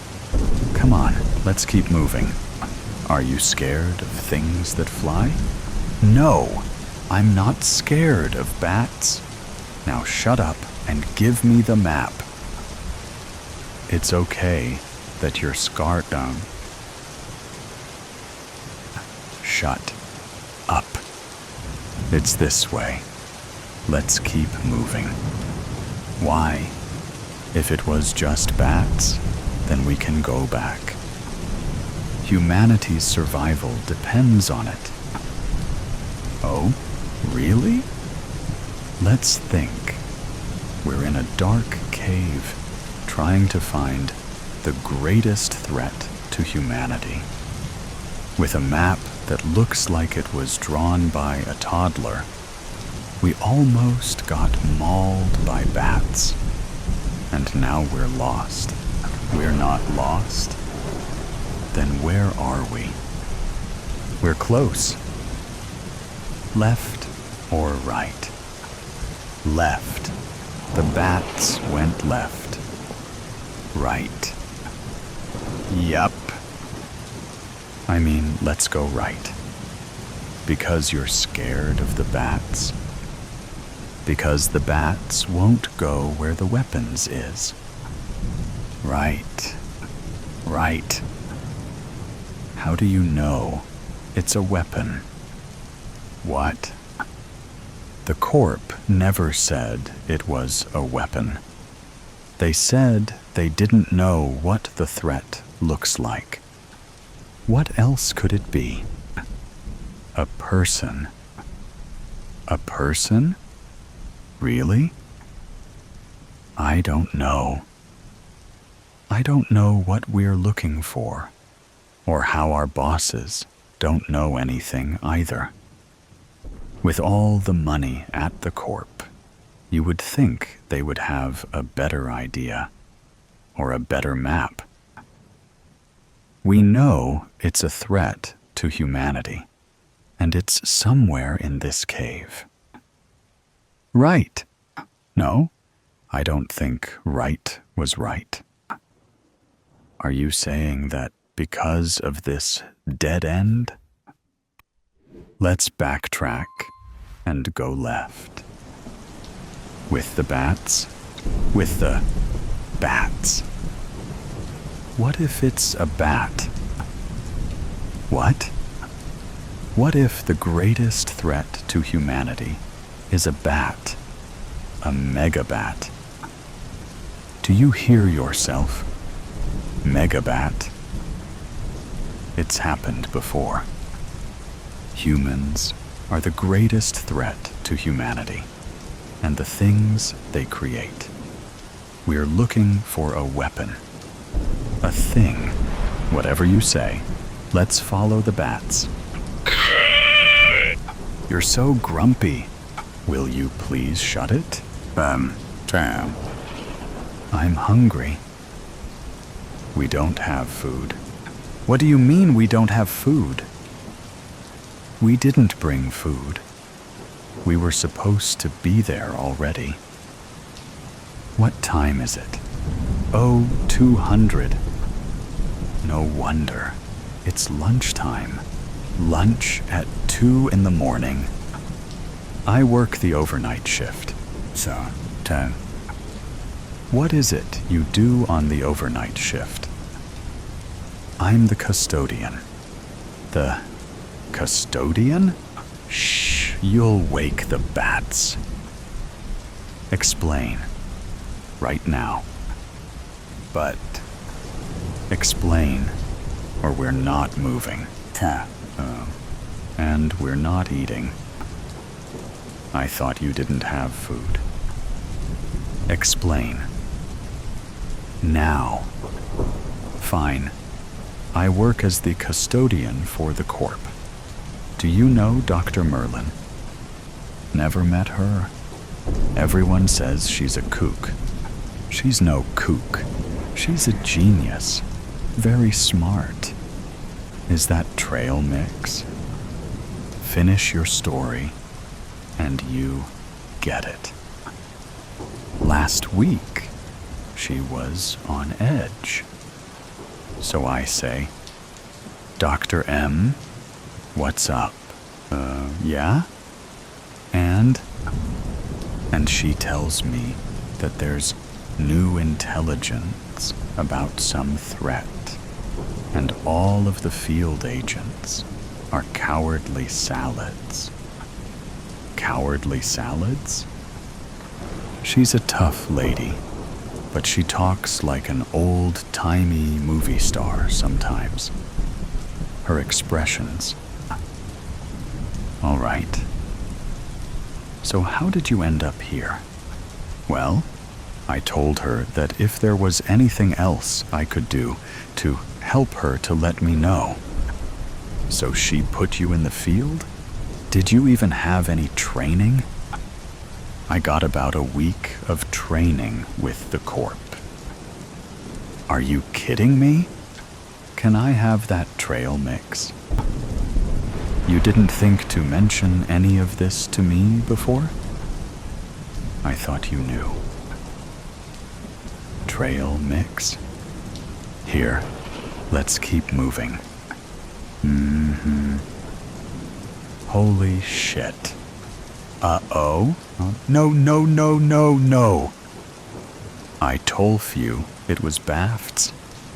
Hey, my trail mix. Focus. Why aren't they on the ceiling? They look like they're protected something. Someone. What? Look, there's hair. Oh, no. Nope. Nope. I'm not going in there. Give me the trail mix. Stop thinking about food. Give it to Gra. Maybe they eat trail mix. Stop throwing it. You're gonna piss them off. Look, they like it. What are you doing? They'll follow the trail of the mix. Fuck this and fuck you. Stupid corp putting me down here with a... It's working. Cowardly salad. Don't even Is that a real person? I told you the weapon wasn't a thing. Here, bats. Here, my little cutie patooties. Hey! Yes, you are misunderstood, little guys. No? Hey, she's not real. What? Who? The lady that the bats were crowding around. She looks fake. Like dummy, or a mannequin, or something. Oh no. What? I think that's Dr. Merlin. The kook? It's a good replica, like in a wax museum. You ever go to Madame Tussauds? Focus. I am. It's a good copy. Only thing is, the ring is wrong. She wears it on her left hand. Don't touch her! Wow. Did you just do that? I think so. I didn't mean to. It opened when I tried to move her ring. Why did you? Is that a laptop in her abdominal cavity? It's a transmitter. Is that a countdown? And coordinates. Do you know navigation? I know that 1 is New York. That's Moscow. 2 minutes. I think it's calibrated to all the major cities. 1 minute, 50 seconds. I can see that. I think it'll send signals to those coordinates where there's likely bombs or nukes or something. The mechanism can't be communicating via satellite. There's no service here. Yeah, not even the sat phone's working down here. It must be low-frequency transmissions, perhaps to another point right outside of the cave, which then likely connects via satellite.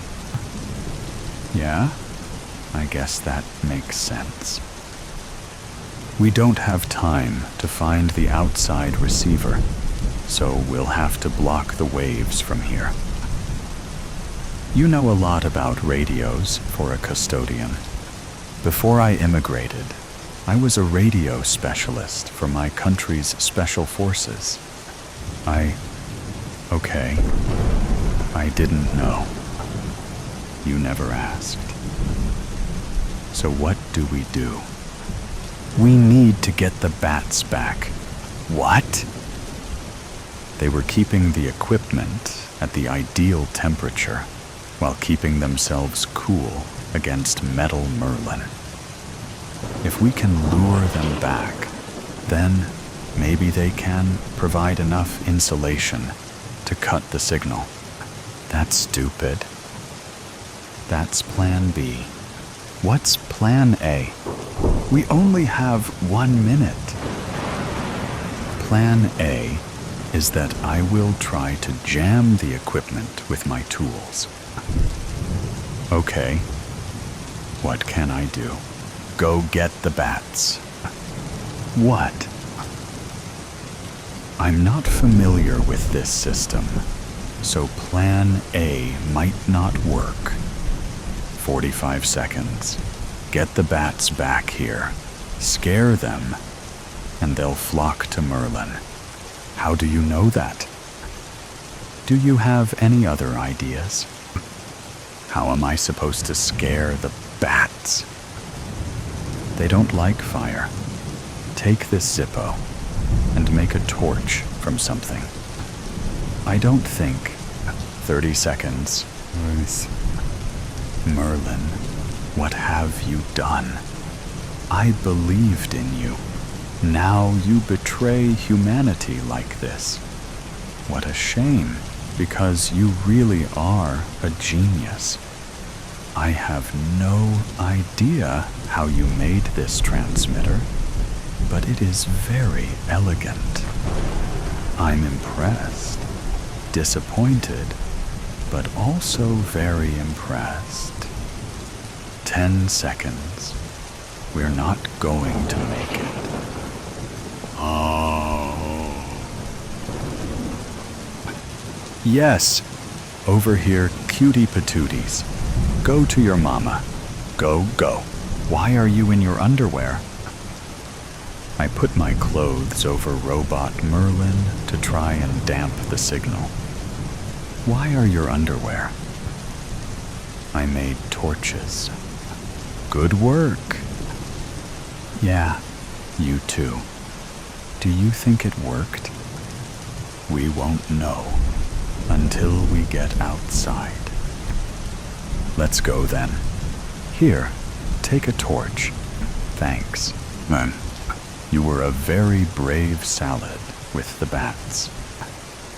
Yeah, I'm sorry I didn't ask you anything about yourself, and for slapping you. All good.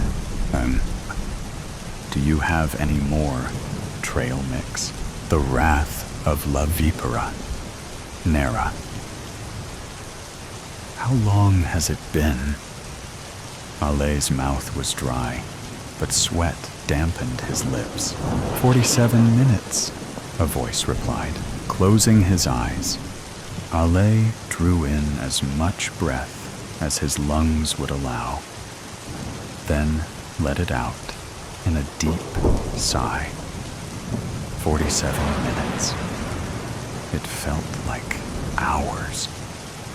There was no clock on the wall, no sunlight in the windows, no way for him to gauge how long he'd been captive. He would just have to keep asking. He sat in a steel chair, his hands tied behind his back. The room around him was pitch dark, and though impossible, it seemed to be growing even darker. It would still be light outside. He'd been taken just before he was to meet his wife for dinner. But to him, it felt like night. The thought of his wife sent a sharp jolt of worry down his spine. Would she do as expected and try to rescue him? He could hope not, but that hope would be irrational. She would come for him. She was the reason he'd been taken in the first place. The only ounce of hope that remained was the certainty he had that she would not make rash decisions. She would plan. She would prepare. She wouldn't let her emotions fog her judgment. At least, he was pretty sure she wouldn't. He tried to use his brain. He tried to gather as much information as he could, but the room seemed to muddle his senses. The air was thin, hot. and smelled of dust. An attic? No, the floor was cool, hard, concrete. It felt small enough that had they not been tied, he could reach out his arms and touch both walls. But whoever spoke to him certainly was further than that. Their voice didn't bounce off the concrete floor. It didn't reverberate off any walls, but he could tell which direction it came from. They weren't close enough that he could sense them near him, but the room felt far too small for them to be more than an arm's length away. He would have to rely on something else. What could he remember? He had just left the house. His head was down, and he was fiddling with his car keys. He didn't see them coming. He was suddenly flung forward, having been shoved from behind with the force of a linebacker. He braced to hit the ground, but had been caught by two more pairs of hands. One, calloused and rough, covered his mouth as another threw something around the top of his head. It was soft. A blanket? A sweatshirt? Something that could be tied. He had kicked wildly, tried to pry the hand from his face, tried to scratch, tried to bite, but it made no difference. His heart was pounding in his ears, but he heard a car approach. Fear forced his muscles to tighten to the point of pain. He tasted the coppery, metallic taste of blood, but it was from his own cheek, caught in the clenching of his jaw. The sound of a car door sliding broke through the fullness in his ears. A van. He felt his feet lift off the ground, a pain stabbing under his arms where he'd been held. He came down hard on the floor of the vehicle, his face feeling cold where the hand had lost its grip. A scream grew in his throat, but hardly made it out of his mouth before he was harshly grabbed again, the hand returning to his lips. The door slid closed, and he felt the vehicle lurch forward. His hands, sweaty and shaking, were pulled behind him and tied together. Someone spoke from the front of the van, firm and demanding. "Don't hurt him unless you have to. The less damage we do, the better." That should have been reassuring, but he knew he wasn't the target. His wife had made enemies. It was inevitable in her line of work, and he knew the danger. Years with no incidents had given him a false sense of security. He should have taken the time to prepared. A self-defense class or two might have done him some good, or learning to shoot a gun. It wasn't for his wife's lack of insistence. He just kept putting it off. And now it was too late. Surely she had prepared, right? Surely she wouldn't fall for a trap like this. She was clever. He had faith in that. He didn't know how long they'd driven, not for sure, but it was long enough for the hand on his mouth to relax, and for him to know that yelling wouldn't help him. When the van stopped, he'd been pulled out of it and carried through a heavy door he remembered hearing slam. He heard the sound of heavy footsteps on stairs, and the echoes that followed. A stairwell, then. He struggled to focus, the shoulder of one of his captors digging uncomfortably into his gut. He tried to shift himself to sit more comfortably, but he found he was held too tightly. There was the sound of unintelligible whispers, another heavy door, and moments later he was lowered to his feet and pushed down onto a hard metal chair. Alessandro Foccetta. It wasn't said as a question. They knew who he was. He wouldn't give them the satisfaction of a response. Your wife, La Vipera Nera. How much do you suppose you're worth to her? He couldn't fight them off. He knew that the second they'd assaulted him, but he could keep his mouth shut. He heard his interrogator tap impatiently on something. A table? I'm sure it's hard to place value on things when you're the most successful thief in Los Angeles. Money doesn't mean the same thing to you as it does to everyone else, does it? Silence. Again. Al was sure he'd make it out of this. And if his wife did too, she'd surely have something to say about being called the most successful thief in LA. Successful? Without a doubt. Thief? She'd fume at the label. He found it hard not to laugh aloud at the thought. They were right. Money didn't mean the same thing to them. It meant something far different 15 years earlier, when the two of them survived off bread, peanut butter, 69 boxes of dried pasta, and canned tuna. But now? Did money mean anything at all anymore? It doesn't matter. Once she sends us $20,000, you're free to go. Al felt a smile form on his lips.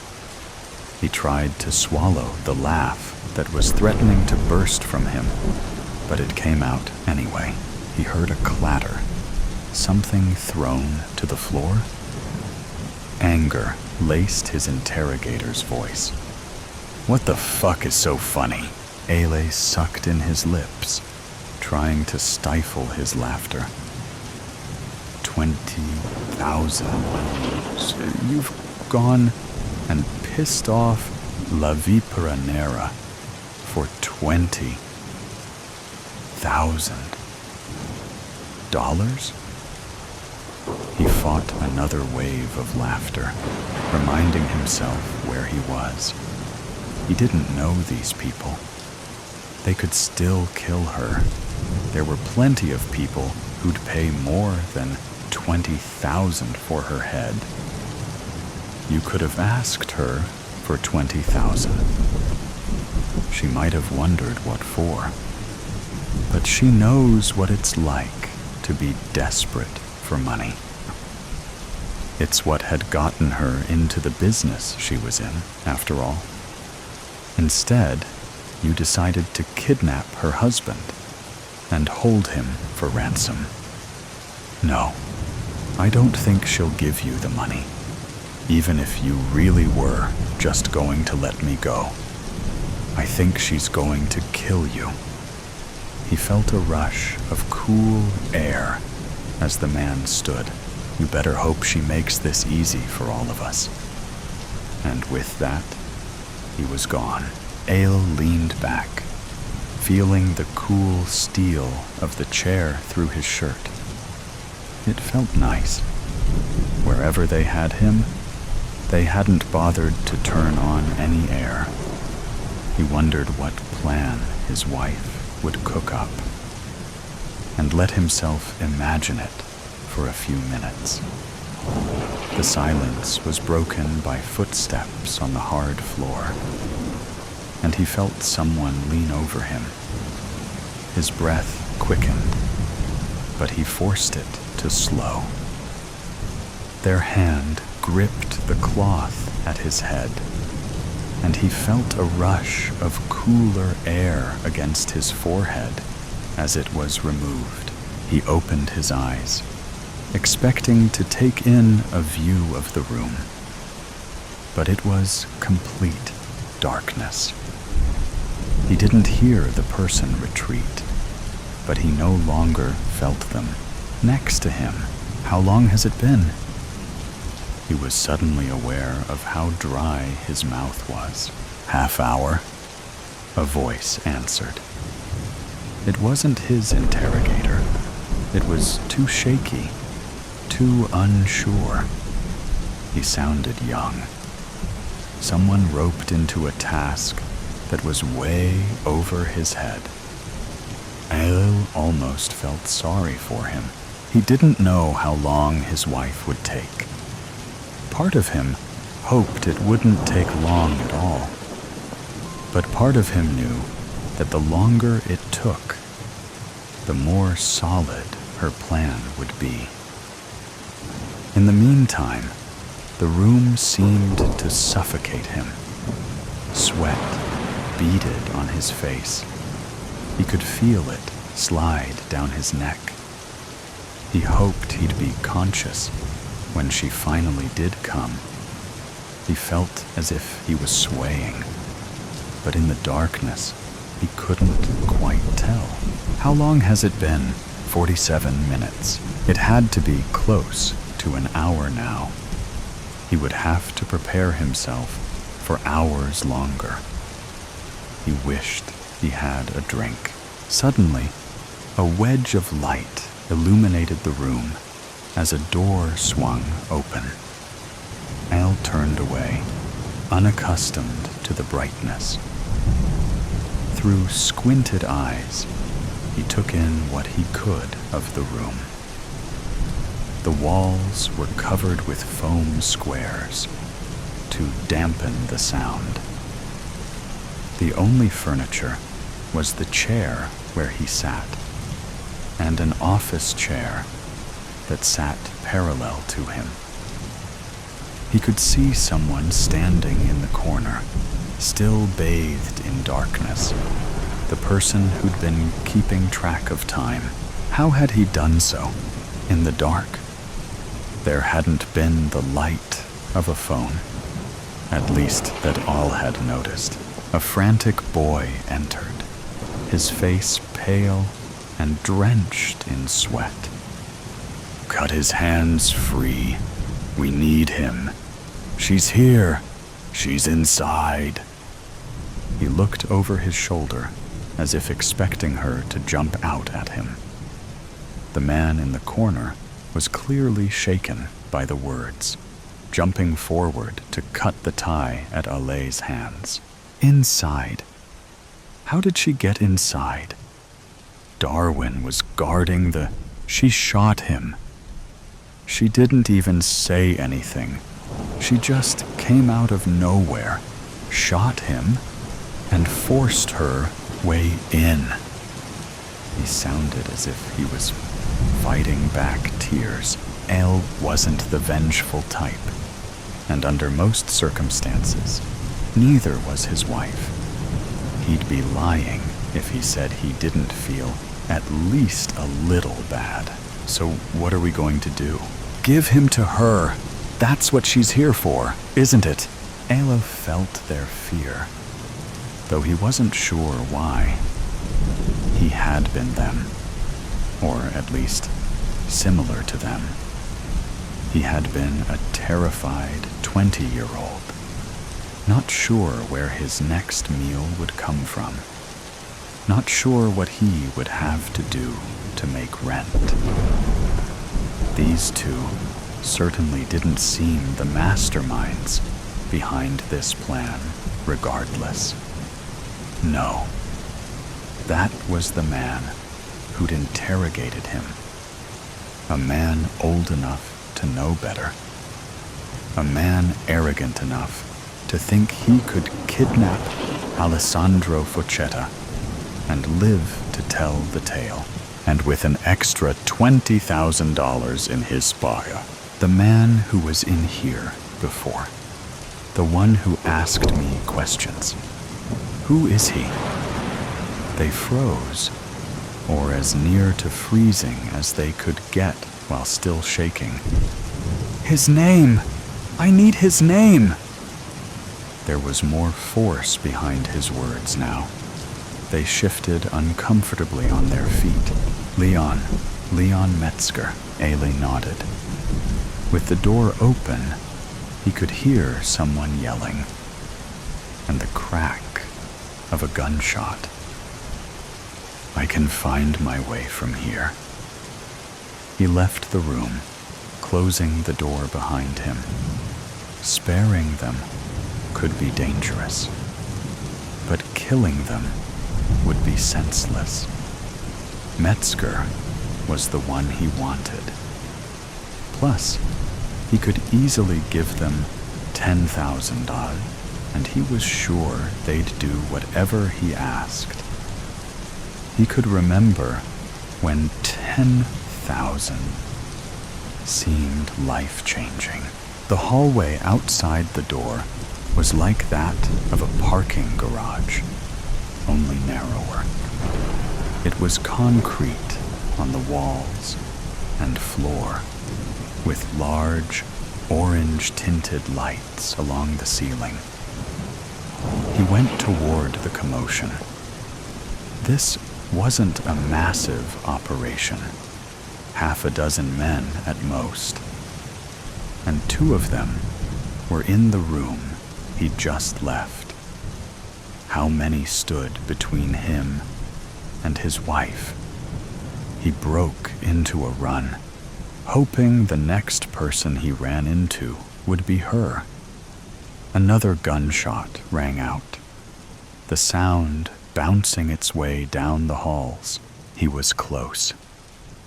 He turned a corner to see his knight in black, bulletproof armor, a seething glower on her face. Her expression immediately brightened as she hastened to him. "Are you all right? Are you hurt?" She looked him over, seeming afraid to touch him in case he was injured. I'm fine. I'm assuming you are too." He poked playfully at the bulky vest she wore. She nodded, but her face grew serious again. "How many were there?" She started down the hallway, 4 at most. He would tell her the truth when she didn't have a gun in her hand, and she wasn't searching for men to kill. Leon Metzger, he's the one in charge. I've taken down 3, so that leaves Mr. Metzger. He wouldn't charge at the woman with a gun. So where is he hiding? Metzger didn't give them the chance to wonder. He appeared down the hall as if on cue, turning and confidently leaning against the wall. There she is, the famed Black Viper herself. You really are as fearsome as they say, aren't you? Honestly, I didn't. Another gunshot, then another, and another. Metzger crumpled to the floor like a thrown rag doll. All heard his wife sigh heavily, from relief, he was sure. She turned to face him, taking him into a strong embrace. The Velcro of her vest scratched at his face, but he didn't care. He was safe. She was a criminal. She drew attention and danger, but so long as she was there, he knew he was safe. She pulled back, tucking the gun against her back in the waistband of her pants. "Are you sure you're all right?" She moved her hands along his arms and chest, as if checking him over. "I'm okay, really." He held a hand to his stomach. "I'm kind of hungry, though. Starving, actually." She laughed, wrapping an arm around him and leading him towards the exit. She paid the lifeless bodies no mind as they walked past, and all did the same. "We still have enough time to get to our dinner reservations," she said cheerfully as he pulled open the door for her. "Actually, I'm really craving pasta. The dried pasta we used to get, with the jarred sauce from the dollar store." She gave him a questioning look, but only for a moment. Yeah, that sounds perfect." Hail Mary. The man lay prone on the edge of thick woods, sighting down the scope of a .30-06 hunting rifle. Snow flurries melted on the back of his neck for an unknown reason, and mixed with the smell of pine and gun oil, the phrase "veil of an endless winter" entered his mind. He shook his head. "Poetry is the vice of fools," he scoffed. Through the compressed distance, the telescopic lens thickened the falling snow, proving the chalk house a quarter-kilometer away, a miraged dream. A woman came out on the porch, centered in the crosshairs. As if something caught her attention, she glanced quickly in the man's direction. She studied the woods for a long time.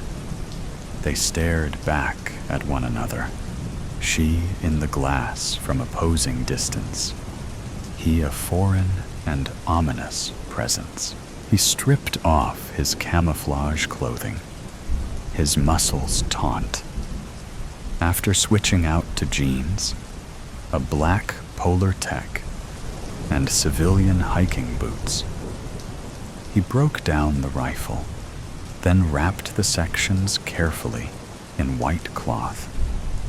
He stuffed the bundle into his knapsack. Before he tied up the pack, he pulled out a clear plastic sleeve containing a yellowed file. Within it, he flipped through multiple pages, stopping at an aged copy of a driver's license. The photo, a man with long white hair. He tapped the image, his forefinger protruding from a fingerless leather black glove. He then said out loud, "Gotcha, you son of a bitch. Do you have food?" he asked the woman who answered the oak plank door. She was gaunt and scanned over the man's head to the woods. "She's beautiful," he thought. "Is she 35 or 50? She looked the man over.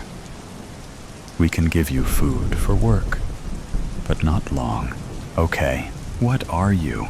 "I'm Tavi." "No, I mean, what are you?" "Bannock." "I'm Bannock."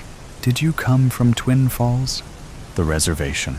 "No, no one comes from there anymore. We need you to bury cattle. Can you do that?" "Yes." Days went by, and the man slept in the barn and spent his time chipping at frozen ground, digging holes, maws in the earth. There were over 50 carcasses in a field, bloated and gray-white. The work didn't bother him. It took his mind off remembering the night the white flash struck the horizon, safely at home. a Netflix series on TV. His wife was reading in a pink robe, his son in his bedroom. His first thought was, why didn't I ever buy a gun? The impact wave struck the house, sweeping it away as easy as fine cutlery off a table, and as luck would have it, leaving him without a scratch, but alone. Sooner than he could have ever imagined, he was arrested by men coming to his tent in the camps. "You're a terrorist," accused the broken and terrified faces, neighbors he'd hugged at Christmas parties. The only way to prove he wasn't the enemy was learning how to fire a gun, learning how to point a finger at other people, learning how not to feel anything while passing ash-laden bodies hanging in nooses. "How can I live with myself?" he'd ask the ghost of his wife. "You can't," she'd say. "Just come home, Dad. He cares nothing about us. You're too young to understand," the old woman said to the boy. "And why should he care? He'll slit our throats right here in the kitchen." The old woman, her daughter Faith, and the boy were eating dinner. Faith cut ribs, separating the bones by hacking at them with a meat cleaver. The boy's face glistened badly, where on one side his flesh lay in white, scared rivulets. "Just stop," Faith said to her mother. "He's only 12. No one spoke for over a minute, while the old woman stared at Faith cutting the meat. "He's scum, you know. Only an Indian would bury livestock for a living." With her elbows spread wide, her pincered teeth darted back and forth, pecking small pieces of flesh. A white bone in her greasy skeleton hands. "What makes you so sure he's trouble? Maybe he's been sent to help us. Now you've got the sickness to think that. I don't imagine we need to worry he'll kill us while we sleep." "Do you think that?" "Really? Damn right I do. That's exactly what he'll do if we're not careful." Faith's mother spit out a piece of pink grizzle. "Your brother will be back soon. He'll tell us what to do." "What's that?" the boy called from the porch. Tavi held a football, flipping it in his hands. He threw the leather ball to the boy, who fumbled and dropped it. "I'm not very good," the boy said. "Sure you are. Pass it to me." Tavi moved away from the porch. The boy was thin and moved like a young man, and Tavi's face grimaced, remembering a day when the sky was blue and fall leaves yellow and red. "I only dream in color," he thought. The boy threw him the ball. "Better. You are good. Now you run out." The boy hesitated, moved off the porch, and jogged out 10 paces. "Throw it, Tavi. Go way back." Tavi held the ball high in a poise, like a statue getting ready to launch the ball. Holding the stance, and with a radio announcer's voice, he said, "Listeners, he's going out for the big play, still 2 points behind. Will the Saints have a last gasp to win the game?" Tavi braced himself. "He's throwing a Hail Mary." The crowd roars. The boy ran well into the yard, and Tavi threw deep, the ball arching through the gray sky. The boy reached his fingers and bobbled the ball, tipping it up into the air. It then fell into his arms. Score! The boy hero wins the game. The boy's smile broke broadly, and he came back to the porch. He handed the ball to Tavi. There's no more football, but there is. We're the proof, aren't we? I guess. But it's not the same. Tavi put his arm around the boy's neck. He pulled him close. Laughing, the boy hugged Tavi. Tavi winced. He burst out crying. Just go in the house, will you? Go, damn it! The boy cowered, his eyes wide. He ran to the house and slammed the screen door. Soon Faith came out, but Tavi was nearly retuned to the barn. Is this what it's come to? She asked herself. Am I so desperate I'd let my son be abused by a stranger who barely talks? No. Even with your life stripped away, you still have something. Your son. He is the only pure honesty left. What keeps you alive?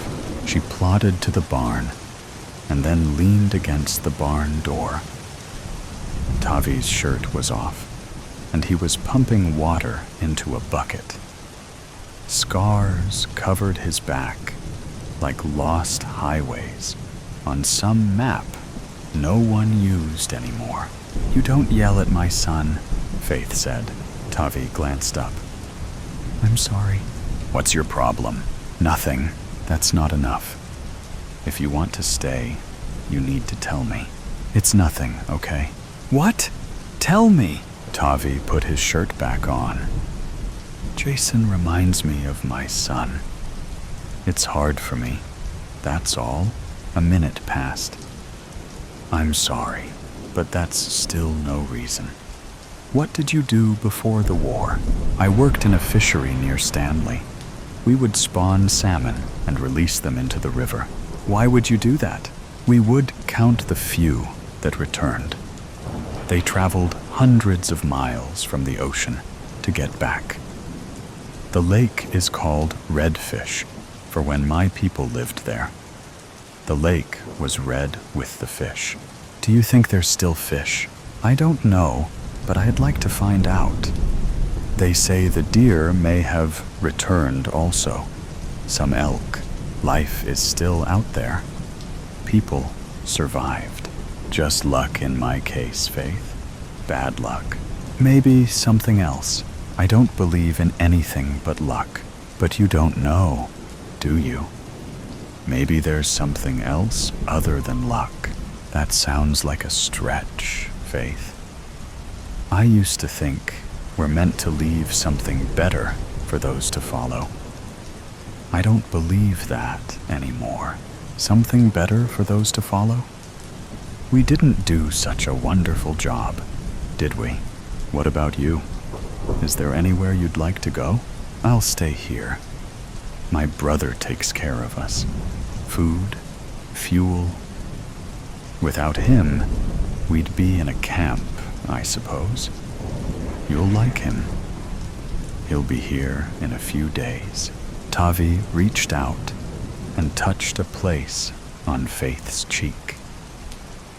He caressed her with his fingers, then reached behind her and braced the back of her neck. He showed no emotion, like stroking a cardboard box, his eyes curious, remembering. Finally, Faith said, "It's been a long time. I've aged. You might not. You don't know who I am, Faith. My advice is to run." They stood facing each other. Then Faith began pulling away. Tavi gently held her neck. Finally, Faith leaned in and grazed Tavi's ear with her lips. "There's a place for you in the house.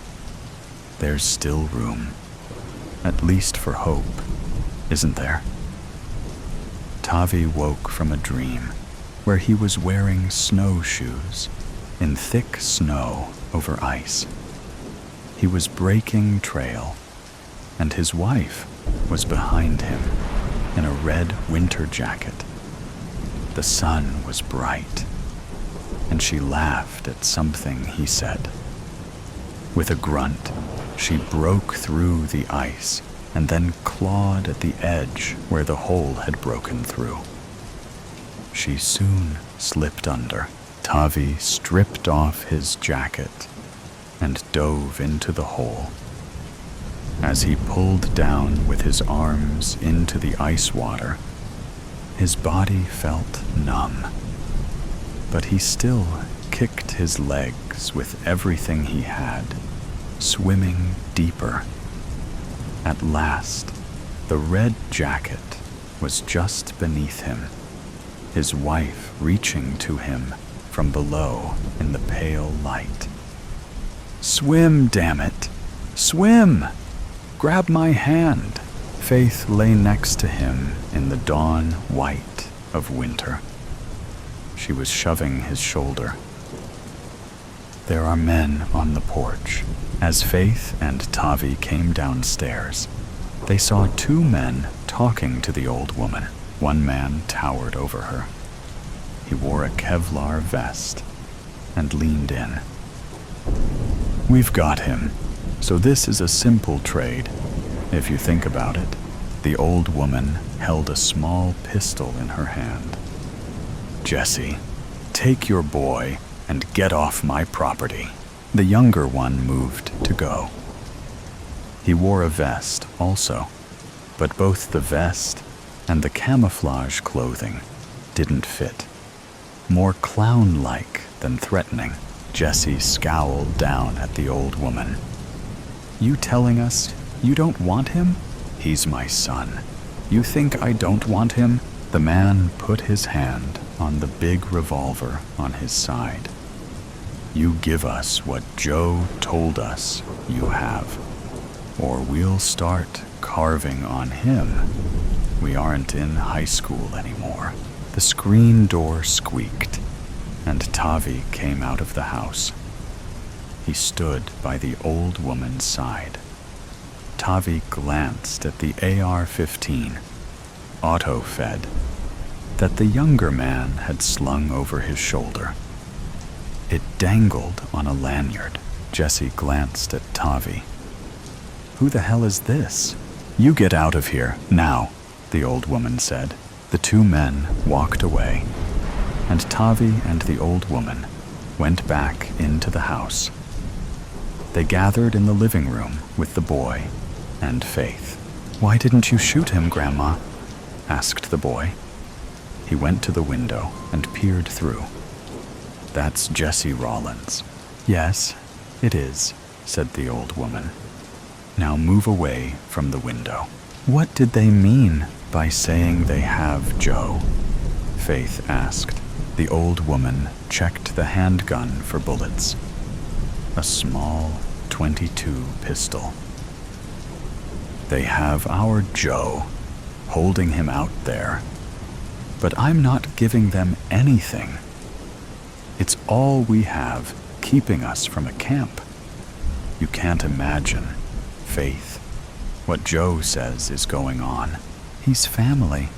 It's a trade, isn't it? I'm just doing what he'd do to us. He's as dog-eat-dog as I am, and knows how it is." Tavi entered the room, carrying his pack. It was full, his feet heavy on the wood slats. The scoped rifle was strapped in a sling over his shoulder, and he wore camouflaged fatigues. In front of the old woman, he said, "I'll be needing your pistol." The old woman grabbed for the gun, but Tavi held her wrist while he twisted it out of her hand. He then tucked it in the rear of his pants. The boy had tears in his eyes. Tavi? Tavi went to the window. He stared for a long time. And then, in a quick motion, he turned over the yellow pine table on its side, dishes shattering, and dragged it to the window. He grabbed a chair, crouched on the seat, and lay the rifle barrel on the edge of the table. Leaning into the scope, the staked-out man 50 yards away came into focus. It had stopped snowing, and the crosshairs remained steady on the man's head, resolute and sharp. The man's hair was long and white. "There's your humanity," the old woman screamed at Faith. "You see it now, don't you, darling?" Tavi lifted the rifle. "Jason, come here." He dragged over another chair. "I'm going to go out there and draw those men out of the woods. When you see the smaller man come out with the rifle, he intends to kill me. Do you understand that? You shoot him, okay? Don't think about it. Just pull the trigger. Here, place your eye on the scope like this. Do you think you can do it?" He passed the rifle to Jason. "Yes, sir." Tavi slowly crossed the yard to the edge of the clearing. He approached the man on the ground. The boy crouched at the window. "Come on, come on, come on," he mumbled to himself as he steadied the rifle, bracing the stock with his shoulder. The old woman paced behind him. "You can't shoot, squat." She shoved Jason and put her hands on the barrel. "Give it to me." Jason pushed her away and sighted again out the window. Tavi came to the man staked down. He was moaning in the gray ash snow, his face bleeding and bruised. Long white hair streamed down his back, matted and wet. Tavi stared down at him and prodded him with his boot. "Do you know who I am?" The man on the snow stared back at Tavi with blank eyes. Tavi reached down and cut him loose, and the man rose and staggered towards the house. Jesse came out of the woods. "What are you doing? Where's our trade, big man?" Tavi stood up. "I'm the trade. Me for him. We'll take you, him, and anything they've got," Jesse said. "Plus, we'll step in where you left off with Faith, you might say." The old woman jostled Jason, tugging on the barrel. "Give me that thing." Again, Jason pushed his grandmother away, jerked the rifle back, his whole body shaking as he crouched behind the scope. He took his eye off the lens to wipe the sweat out of his eyes. "Give me the gun, damn it, boy." The boy thrust his body against the old woman, and she sprawled to the floor. He put his eye to the scope, put the crosshairs on the man, and pulled the trigger. Faith heard the click of the gun, and with the empty sound, her heart thumped. Just once, like her insides were collapsing hard in her chest. Jason dropped the rifle, ran to the door, and then stood on the porch. "Tavi!" His arms flailing, he leaped into the yard. "No, don't!" Faith screamed. "Don't you go!" Jason ran towards Tavi, his legs driving through the snow, white bursting around him, the ash kicking up underneath. The younger man squinted at the lunatic boy, whirlpooling his arms, coming straight at him. A howling apparition from hell, scars red aflame on his face. He lifted the AR-15 to his shoulder and swung the barrel. Tavi grabbed the rifle and threw his back into him, and with both hands, he forced the gun toward Jesse, who screamed as jackhammer bullets stitched across his belly. The younger man was behind Tavi now, and he felt a blade slide into his back, slick and deep, the pain piercing to his spine.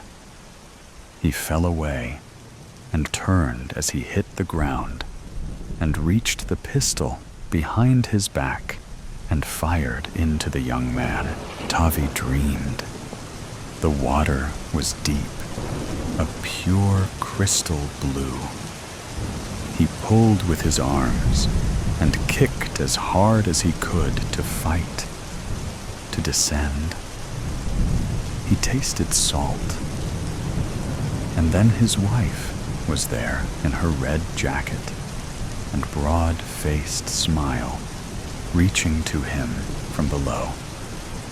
The water was warm as he went deeper, so very warm.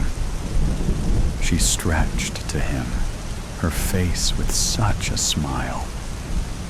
"Grab my hand," she said, and he did. They began swimming against the current, so today's story has come to an end. Or perhaps it never really ended. There are mysteries still there, questions still unanswered, and sometimes things that seem to only exist in stories can creep into reality in unexpected ways. Are you sure that when you turn off the sound, everything around you will still be normal as before? Or is there something watching you?